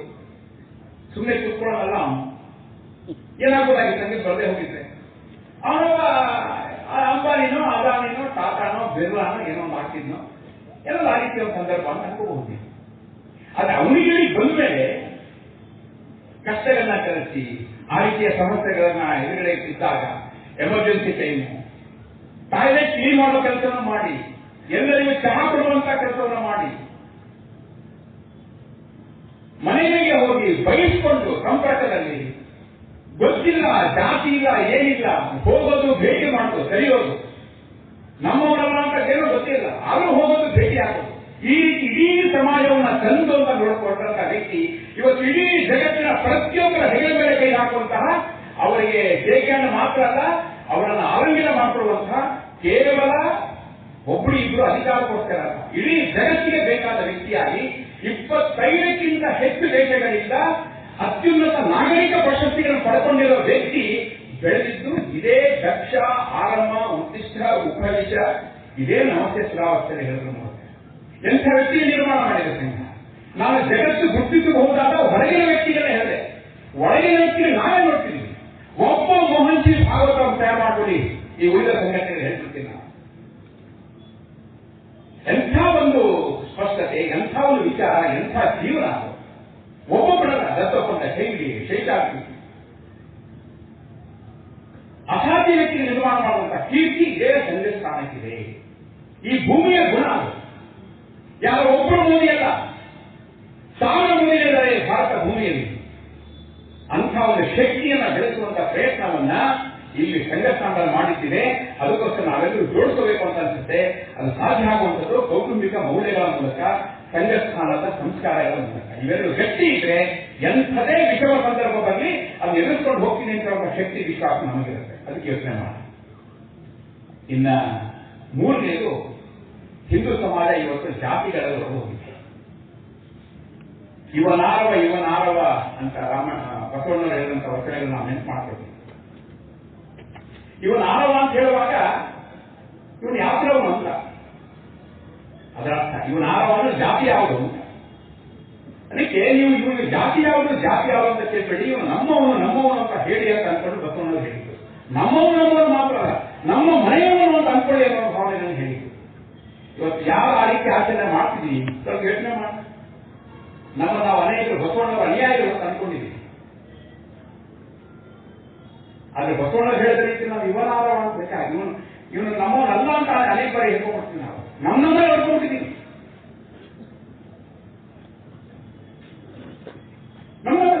ಅದನ್ನು ಎಸ್ ಬ್ರ್ಯಾಂಡ್ ಅಂತೆ, ಅದನ್ನು ಬಿ ಬ್ರ್ಯಾಂಡ್ ಅಂತೆ, ಅದು ಬಿ ಬ್ರ್ಯಾಂಡ್ ಅಂತೆ. ಹೀಗೆ ನಮ್ಮನ್ನೇ ನೋಡ್ಕೊಂಡಿರೋದು ಏನಿದು ಬಸವಣ್ಣ ಹೇಳಿದ್ರೆ ಹೀಗೆ ಮಾಡಿ ಅಂತ. ಅದಕ್ಕೋಸ್ಕರ ಯೋಚನೆ ಮಾಡಬೇಕಾಗಿರೋದು. ಆದ್ರೆ ಸಂಘ ಒಂದೇ ಒಂದು ಜಾತಿಯನ್ನ ಕೇಳಿಲ್ಲ, ಒಬ್ಬರೊಬ್ಬರು ಜಾತಿಯನ್ನ ಸಂಘ ಕೇಳಿಲ್ಲ.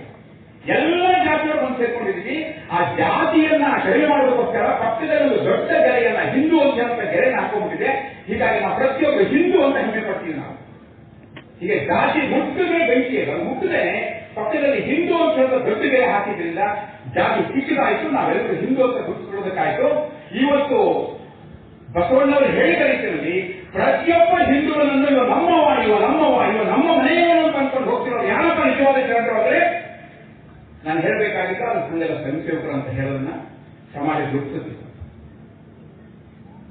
ಈ ರೀತಿ ನಾವು ಸಾಮಾಜಿಕ ಪರಿವರ್ತನೆ ಅಂತ ಹೊರಟಾಗ ಈ ಒಂದು ಸಾಮಾಜಿಕ ಸಾಮರಸ್ಯ ಇದು ಬಹಳ ಪ್ರಮುಖವಾಗಿರುತ್ತದೆ.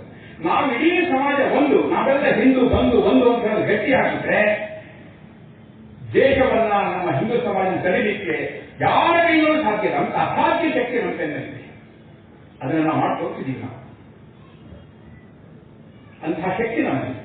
ಅದಕ್ಕೋಸ್ಕರ ಸಾಮಾಜಿಕ ಸಾಮರಸ್ಯ ಬಹಳ ಪ್ರಮುಖವಾಗಿರುವಂಥದ್ದು. ನಮ್ಮ ಎಲ್ಲ ಊರುಗಳಲ್ಲಿ ಮಾಡಬೇಕಾದ್ರೂ ಸದ್ಯಕ್ಕೆ ಎಲ್ಲ ದೇವಸ್ಥಾನಗಳಿಗೆ ಎಲ್ಲರಿಗೂ ಮುಕ್ತ ಪ್ರವೇಶ, ನೀರಿನ ಮೂಲಗಳಿದೆಯೋ ಅದು ಬಾವಿಯಲ್ಲಿ, ಕೆರೆಯಲ್ಲಿ, ನದಿಯಲ್ಲಿ ಎಲ್ಲವೂ ಸಹಿತ ಎಲ್ಲರಿಗೂ ಸಂಬಂಧಪಟ್ಟಿದ್ದು. ಎಲ್ಲ ಹಿಂದೂಗಳಿಗೂ ಸ್ಮಶಾನ ಒಂದು ಅಂತ ಯೋಚನೆ ಮಾಡಿದಾಗ ಎಲ್ಲ ಸರಿಯಾಗುತ್ತೆ. ಇದನ್ನ ಮನಸ್ಸು ತುಂಬಿಸ್ಕೊಂಡು ಹೋಗಬೇಕಾಗಿದೆ. ಇನ್ನೊಂದು ಸ್ವ ಅಂತ ಹೇಳುವಂತ ವಿಷಯ ಬಂದಾಗ ನನ್ನತನ ಅಂತ ಹೇಳೋದು ಬಹಳ ಪ್ರಮುಖವಾಗಬೇಕಾಗ್ತದೆ. ಈಗ ಅನೇಕರು ನಾವು ಕನ್ನಡಿಗರಾಗಿದ್ದೀವಿ ಹೆಸರಿಗೆ ಮಾತ್ರ, ಆದ್ರೆ ನಮ್ಮ ಮಾತುಗಳು ಮಾತ್ರ ಅದು ಇಂಗ್ಲಿಷ್ ಆಗುತ್ತಿದೆ. ಇವತ್ತು ನಾವು ಯಾರಿಗಾದ್ರೂ ಮೊಬೈಲ್ ಸಂಖ್ಯೆ ಕೇಳಿದ್ರೆ ನಮ್ಮ ಬಾಯಿಂದ ಬರೋದೇ ಇಂಗ್ಲಿಷ್ ಸಂಖ್ಯೆಗಳು. ಶೇಕಡ 1 ಬಾಯಿಂದಲೂ ನನಗೆ ಆ ರೀತಿ ಪಟ ಅಂತ ಅರಳು ಹುರಿದಾಗೆ ಹೇಳಕ್ಕಾಗುತ್ತಾ? ಯೋಚನೆ ಮಾಡಬೇಕು. ನಾವೆಲ್ಲ ಬೆಳೆಸಬೇಕು. ಕನ್ನಡದ ಅಂಕಿ ಸಂಖ್ಯೆಗಳನ್ನ ಕೊಲ್ತಿರೋರು ಯಾರು, ನಾಶ ಮಾಡ್ತಿರೋದು ಯಾರು ಅಂತ ಹೇಳಿದ್ರೆ ಇಂಗ್ಲೆಂಡಿನ ಬ್ರಿಟಿಷರಲ್ಲ. ಇದೇ ಕರ್ನಾಟಕದಲ್ಲಿ ನಾವೆಲ್ಲ ಇದೀವಲ್ಲ, ನಾವೇ ಕನ್ನಡಿಗರು ಆ ಒಂದು ಕನ್ನಡದ ಅಂಕಿ ಸಂಖ್ಯೆಗಳನ್ನ ಕೊಲ್ತಿರೋದು. ಕನ್ನಡ ಭಾಷೆಯನ್ನ ಕೊಲ್ತಿರೋ ಯಾರು? ಅಡಿಗೆ ಮನೆಯಲ್ಲಿ ಅನ್ನ ಅಂತ ಕೆಳಗೆ ಹೊರಟೋಗ್ತಿದ್ದೇವೆ. ಬರೀ ರೈಸ್, ಫಿಗರ್ rice, white rice, curd rice, ಏನು ಅನ್ನಕ್ಕೇನು ಕೆಲ ಶಬ್ದ ಇಲ್ಲೇನು? ನಮ್ಮ ದೈತ್ಯ ಬಂದಿದೆ ಕನ್ನಡಕ್ಕೆ. ಕನ್ನಡದ ಮಾತುಗಳನ್ನು ಆದಷ್ಟು ನಮ್ಮ ನಾಲಿಗೆ ಮೇಲೆ ಕನ್ನಡಾಂಬೆ ಭುವನೇಶ್ವರಿ ಆಕೆ ಕುಣಿತಾಳೆ, ಆಕೆ ಖುಷಿ ಆಗ್ತಾವಾಗ. ನಮ್ಮ ಕೈಗಳಲ್ಲಿ ಬರೆದಾಗ, ನಮ್ಮ ಬೆರಳುಗಳಲ್ಲಿ ಕಂಪ್ಯೂಟರ್ನಲ್ಲಿ ಅಥವಾ ಮೊಬೈಲಿನ ಟೈಪ್ ಮಾಡಿದಾಗ ಕನ್ನಡಾಂಬೆ ಬಹಳ ಖುಷಿ ಆಗುತ್ತೆ. ಅದಕ್ಕೆ ಬದಲಾಗಿ ನಾವೇನಾದ್ರೂ ಇಂಗ್ಲಿಷ್ ಶಬ್ದಗಳನ್ನು ಬಳಸ್ತಾ ಹೋದ್ರೆ ಕನ್ನಡಾಂಬೆಗೆ ನಾವು ಚಾಕುನಿಂದ ನಾವು ಚೂಡಿನ ಚುಚ್ಚಿದಷ್ಟು ನೋವಾಗುತ್ತದೆ. ಇದನ್ನ ನಾವು ಅರ್ಥ ಮಾಡಿಕೊಂಡ್ರೆ ಆ ಕನ್ನಡಿಗರಾಗಿ ಉಳಿತೀವಿ, ಕನ್ನಡವನ್ನು ಉಳಿಸ್ಕೊಳ್ತೀವಿ. ಕನ್ನಡ ನಾಶ ಆಯ್ತು ಅಂದ್ರೆ ಕರ್ನಾಟಕದ ಸಂಸ್ಕೃತಿ ನಾಶ ಆಗುತ್ತೆ. ಕರ್ನಾಟಕದ ಸಂಸ್ಕೃತಿ ದೇಶದಲ್ಲಿ ಎಲ್ಲೂ ಇಲ್ಲ. ಅಂತಹ ವಿಶೇಷವಾದಂತಹ ಬಹಳ ಚೆನ್ನಾಗಿರುವಂತಹ ಸಂಸ್ಕೃತಿ ನಾವು ದೇಶದ ಅನೇಕ ರಾಜ್ಯಗಳನ್ನು ನೋಡ್ಕೊಂಡು ಬಂದಿದ್ದೀವಿ. ಈ ಜನ ಸಿಗಲ್ಲ ನಮಗೆ. ಇಲ್ಲಿ ಕಾನೂನಿನ ಕನ್ನಡದ ಭಾಷೆ, ಆ ಭಾಷೆ ಉಳಿಸ್ಬೇಕು ಅಂತಿದ್ರೆ ನನ್ನ ನಾಲಿಗೆಯ ಮೇಲೆ ಅದನ್ನು ನಾನು ನೃತ್ಯ ಮಾಡಿಸ್ಬೇಕು, ಅದೇ ಖುಷಿಯಾಗಿ ರೀತಿ ನಾನು ಮಾಡಬೇಕು. ನನ್ನ ಭಾಷೆ ಉಳಿಸ್ಬೇಕು, ನನ್ನಿಂದಾಗಿ ಕನ್ನಡ ಉಳಿಬೇಕು, ನನ್ನ ಕಹಿ ಕನ್ನಡವಾಗಬೇಕು. ಅದಕ್ಕೆ ಏನ್ ಬೇಕಾದ್ರೂ ಮಾಡ್ತೀನಿ, ಅಫಿಡವಿಟ್ ಬೇಕಾದ್ರೂ ಕೊಡ್ತೀನಿ, ಕೋರ್ಟಿಗೆ ಬೇಕಾದ್ರೂ ಅಳಿತೀನಿ. ಈ ರೀತಿ ಕನ್ನಡವನ್ನು ಉಳಿಸುವಂತ ಶಪಥವನ್ನ ಮಾಡಬೇಕಾಗಿದೆ ನಾವು. ಆ ಮನಸ್ಸಿರುವಂತಹ ಇಂಗ್ಲಿಷ್ನ ಮೋಹವನ್ನ, ಹುಚ್ಚನ್ನ ಅದನ್ನ ಪಕ್ಕಕ್ಕಿಟ್ಕೊಳ್ಳೋಣ. ಇಂಗ್ಲಿಷ್ ನಮ್ಮ ಕುದುರೆಯನ್ನಾಗಿ, ಇಂಗ್ಲಿಷ್ ನಮ್ಮ ಕಾಲುಗಳ ಬೂಟುಗಳನ್ನಾಗಿ, ಇಂಗ್ಲಿಷ್ ನಮ್ಮ ವಾಹನವನ್ನಾಗಿ ಅದರ ಮೇಲೆ ಸವಾರಿ ಮಾಡುವಂತ ಕೆಲಸ ಮಾಡಬೇಕಾಗಿ ಅದನ್ನು ತಲೆ ಮೇಲೆ ಇಟ್ಕೊಂಡು ಕನ್ನಡವನ್ನ ಕಡೆಗಣಿಸುವಂತಹದ್ದು ಸ್ವತಃ ನಮ್ಮ ತಾಯಿಗೆ ಮಾಡುವಂತಹ ಮೋಸ ನೆನಪಿಟ್ಕೊಂಡ. ಅಂತ ಗಂಭೀರವಾದಂತಹ ತೀವ್ರವಾಗಿರುವಂತಹ ಸ್ವಂತದ್ದು ನನ್ನದು ಈ ಭಾವನೆ ಬೆಳೆಸ್ಕೊಳ್ಬೇಕು ಅಂತ ಹೇಳುವಂತ ವಿಷಯ ಇಟ್ಕೊಂಡು ಮುಂದಕ್ಕೆ ಹೋಗೋಣ. ಇನ್ನು ಪರ್ಯಾವರಣ ಬಂದಿದೆ. ನವಲಗುಂದ ಅನೇಕ ಬಾರಿ ನದಿ ಹೋರಾಟಗಳಿಗೆ ಬಹಳ ಹೆಸರುವಾಸಿ ಆಗಿದೆ. ಆದರೆ ಈ ದೊಡ್ಡ ದೊಡ್ಡ ಮೆಗಾ ಪ್ರಾಜೆಕ್ಟ್ಗಳನ್ನ ಇಟ್ಕೊಂಡು ಎಷ್ಟು ದಿನ ಬದುಕಕ್ಕೆ ಸಾಧ್ಯ ಇದೆ? ಅದಕ್ಕೋಸ್ಕರ ಯೋಚನೆ ಮಾಡಬಹುದಾ? ಒಂದು, ಹಸಿರನ್ನ ಜಾಸ್ತಿ ಮಾಡಬೇಕು. ಎರಡನೇದು, ನೀರನ್ನು ಉಳಿಸಬೇಕು. ಮೂರನೇದು, ಪ್ಲಾಸ್ಟಿಕ್ ಅನ್ನ ತ್ಯಾಗ ಮಾಡಬೇಕು. ಈ ಮೂರು ಮಾಡೋದ್ರ ಮೂಲಕ ನನ್ನ ಊರಿನ ಕೆರೆ ಅದನ್ನು ಚೆನ್ನಾಗಿ ಮಾಡಬಹುದಾ? ಬಿದ್ದ ಮಳೆ ಸ್ವಲ್ಪನೇ ಬೀಳಿ ಅದನ್ನ ನಿಲ್ಲಿಸ್ತೀವಿ, ಅದನ್ನ ಮತ್ತೆ ಓಡುವಂತೆ ಮಾಡ್ತೀವಿ, ಅದನ್ನು ಹಿಂಗಿಳಿಸ್ತೀವಿ, ನಮ್ಮ ಅಂತರ್ಜಲ ಜಾಸ್ತಿ ಮಾಡುವಂತ ಪ್ರಯತ್ನ ಮಾಡ್ತೀವಿ. ಈ ರೀತಿಯಲ್ಲಿ ನವಲಗುಂದದ ನಾವು ರೈತರಾಗಬಹುದು ಅಥವಾ ನಾವೆಲ್ಲ ಸೇರ್ಕೊಂಡು ಮಾಡಬೇಕಾದ್ದು ಇಲ್ಲಿನ ಅಂತರ್ಜಲ ಮಟ್ಟವನ್ನು ಹೇಗೆ ಚೆನ್ನಾಗಿ ಮಾಡಬೇಕು. ಸರ್ಕಾರಗಳ ಈ ಘೋಷಣೆಗಳನ್ನು ಎಷ್ಟು ಅವಲಂಬಿತರಾಗಿರಬೇಕು, ಅವು ಮುಳಾಗಿ ಎತ್ತಲೇಬೇಕು. ನಾವು 60 ಸ್ಥಾನಕ್ಕಿಂತ ಹೆಚ್ಚು ಮಳೆ ಆಗುತ್ತೀವಿ, ಈ ಜಿಲ್ಲೆಗಿಂತ ಹೆಚ್ಚು ಮಳೆ ಆಗುತ್ತೀವಿ. ಅದನ್ನು ಹೆಂಗೆ ಉಳಿಸಬೇಕು, ಬೆಳೆಸಬೇಕು ಅಂತ ಹೇಳಿ ಯೋಚನೆ ಮಾಡೋಣ. ಆ ದಿಕ್ಕಿನಲ್ಲಿ ನಾವೆಲ್ಲರೂ ಯೋಚನೆ ಮಾಡಬೇಕಾಗುತ್ತೆ. ದೇವರ ದಯೆಯಿಂದ ಈ ವರ್ಷ ಒಳ್ಳೆ ಮಳೆ ಬಂದಿದೆ. ಇನ್ನು 3-4 ವರ್ಷಗಳಲ್ಲಿ ಭೀಕರ ಬರಗಾಲ ಬರಬಹುದು ಅಂತ ಒಂದು ಅನುಮಾನ ಇದೆ, ನೆನಪಿಟ್ಕೋಣ. ಆ ಬರಗಾಲ ಬಂದ ಅಂಥ ಬರಗಾಲ ಬರಲ್ಲ, ನಮ್ಮನ್ನೆಲ್ಲ ಹೊಡೆದು ಉರುಳಿಸುವಂತ ಬರಗಾಲ ಬರುತ್ತೆ ಅಂತ ಒಂದು ಅಂದಾಜಿದೆ. ಆದ್ರೆ ನಾವು ಹೇಳ್ತೀವಿ, ಅದಕ್ಕೋಸ್ಕರ ನಾವು ಪರ್ಯಾವರಣವನ್ನ, ಪರಿಸರ ಸಂರಕ್ಷಣೆ ಮಾಡಬೇಕಂತ ತೀರ್ಮಾನ. ಅದಕ್ಕೋಸ್ಕರ ಸಂಘದ ಸಂಸ್ಕೃತರಾಗಿರುವಂತ ನಾವು 3 ಸಂಗತಿಗಳನ್ನ, ನನ್ನ ಕಾರಣದಿಂದ ವರ್ಷಕ್ಕೆ 10 ಹಸಿರು ಜಾಸ್ತಿ ಆಗಬೇಕು. ಗಿಡ, ಮರ, ಅದು ಸೊಪ್ಪು ಏನು ಬೇಕಾದಲ್ಲಿ ಅದನ್ನ ಜಾಸ್ತಿ ಮಾಡುವಂತ ಪ್ರಯತ್ನ ಮಾಡೋಣ. ಪ್ಲಾಸ್ಟಿಕ್ ಬಳಕೆಯನ್ನು ಕಡಿಮೆ ಮಾಡೋಣ, ನೀರಿನ ಸಂರಕ್ಷಣೆ ಮಾಡೋಣ ಅಂತ ಸಂಕಲ್ಪ ಇಟ್ಕೊಂಡು ಹೋಗಬೇಕಾಗುತ್ತೆ. ಈ ರೀತಿಯ ಈ ಪಂಚ ಪರಿವರ್ತನೆಯ 5 ಅಂಶಗಳಿಟ್ಕೊಂಡು ನಾವು ಪ್ರಯತ್ನ ಮಾಡ್ತಾ ಹೊರಟಾಗ ನಮ್ಮ ಮಟ್ಟದಲ್ಲಿ, ಕುಟುಂಬದಲ್ಲಿ, ನಮ್ಮ ಸಮುದಾಯಗಳ ಮಧ್ಯ ಮತ್ತು ನಮ್ಮ ಒಟ್ಟು ಕರ್ತವ್ಯ ಕ್ಷೇತ್ರದಲ್ಲಿ, ವೃತ್ತಿ ಕ್ಷೇತ್ರದಲ್ಲಿ ಮಾಡ್ತಾ ಹೋದಾಗ ಒಳ್ಳೆ ಬದಲಾವಣೆಗಳಾಗುತ್ತೆ. ಅಂಥ ಕನಸನ್ನು ಇಟ್ಕೊಂಡು ಸಂಘ ಹೊರಟಿದೆ. ಸಂಘದ ಮುಂದಿನ 20-25 ವರ್ಷಗಳ ಕನಸು ಏನಪ್ಪಾ ಅಂತ ಹೇಳಿದ್ರೆ, ಗ್ರಾಮಗಳಲ್ಲಿ ಶಾಖೆ, ಸಾಮಾಜಿಕ ಪರಿವರ್ತನೆಗೋಸ್ಕರ ಒಂದು ಸಾಮಾಜಿಕ ಟೋಳಿ, ಜೊತೆಗೆ ಈ ಪಂಚ ಪರಿವರ್ತನೆ ಕೆಲಸಗಳು. ಹೀಗೆ ಶತಾಬ್ದಿ ಸಮಯದಲ್ಲಿ ಕೇವಲ ಗಣವೇಶ ಹಾಕಿದ್ರೆ ಮಾತ್ರ ಮುಗಿಯಲ್ಲ. ಇದನ್ನ ಕೇಳಿಕೊಂಡು ನೋಡಿಕೊಂಡು ಕೇವಲ ಪುಷ್ಪವೃಷ್ಟಿ ಮಾತ್ರ ಮಾಡಿ ಹಾರೈಸೋದಲ್ಲ. ಎಲ್ಲ ಸಜ್ಜನ ಬಂಧುಗಳು ತಾವು ಸಮಯ ಕೊಡಬೇಕು. ತಾವು ಈ ರೀತಿಯ ಹೋರಾಟಗಳಿಗೆ, ಈ ರೀತಿಯ ಒಂದು ಸಾಮಾಜಿಕ ಪರಿವರ್ತನೆಯ ಕೆಲಸಗಳಿಗೆ ಸಹಕಾರ ಕೊಡಬೇಕು, ಸಹಯೋಗ ಕೊಡಬೇಕು, ತಾವು ಕೈ ಜೋಡಿಸಬೇಕು ಅಂತ ಹೇಳುವಂತಹ ಒಂದು ಮನವಿಯನ್ನ ಮಾಡಿಕೊಳ್ತಾ, ಇವತ್ತಿನ ಸಂದರ್ಭದ ರಾಮಕೃಷ್ಣ ವಿವೇಕಾನಂದ ಶಾರದಾ ಒಂದು ರೂಪದ ಸಂಸ್ಥೆ ನಡೆಸಿರುವಂತಹ ಒಳ್ಳೆಯ ಕಲ್ಪನೆ ಇಟ್ಕೊಂಡು ಹೊರಟಂತಹ ಇವತ್ತಿನ ಅತಿಥಿ ಅವರು ಕೆಲವು ಮಾತುಗಳನ್ನು ಹೇಳಬೇಕು ಅಂತ ಕೇಳ್ಕೊಳ್ತಾ, ತಮಗೆಲ್ಲರಿಗೂ ಶತಾಬ್ದಿಯ ಒಂದು ಶುಭಾಶಯಗಳನ್ನು ಹೇಳ್ತಾ, ಮುಂದಿನ ಕರ್ತವ್ಯಗಳನ್ನು ನೆನಪಿಸ್ತಾ ನನ್ನ ಮಾತುಗಳನ್ನು ಮುಗಿಸ್ತೀನಿ. ಎಲ್ಲರಿಗೂ ಶರಣು ಶರಣಾರ್ಥಿಗಳು.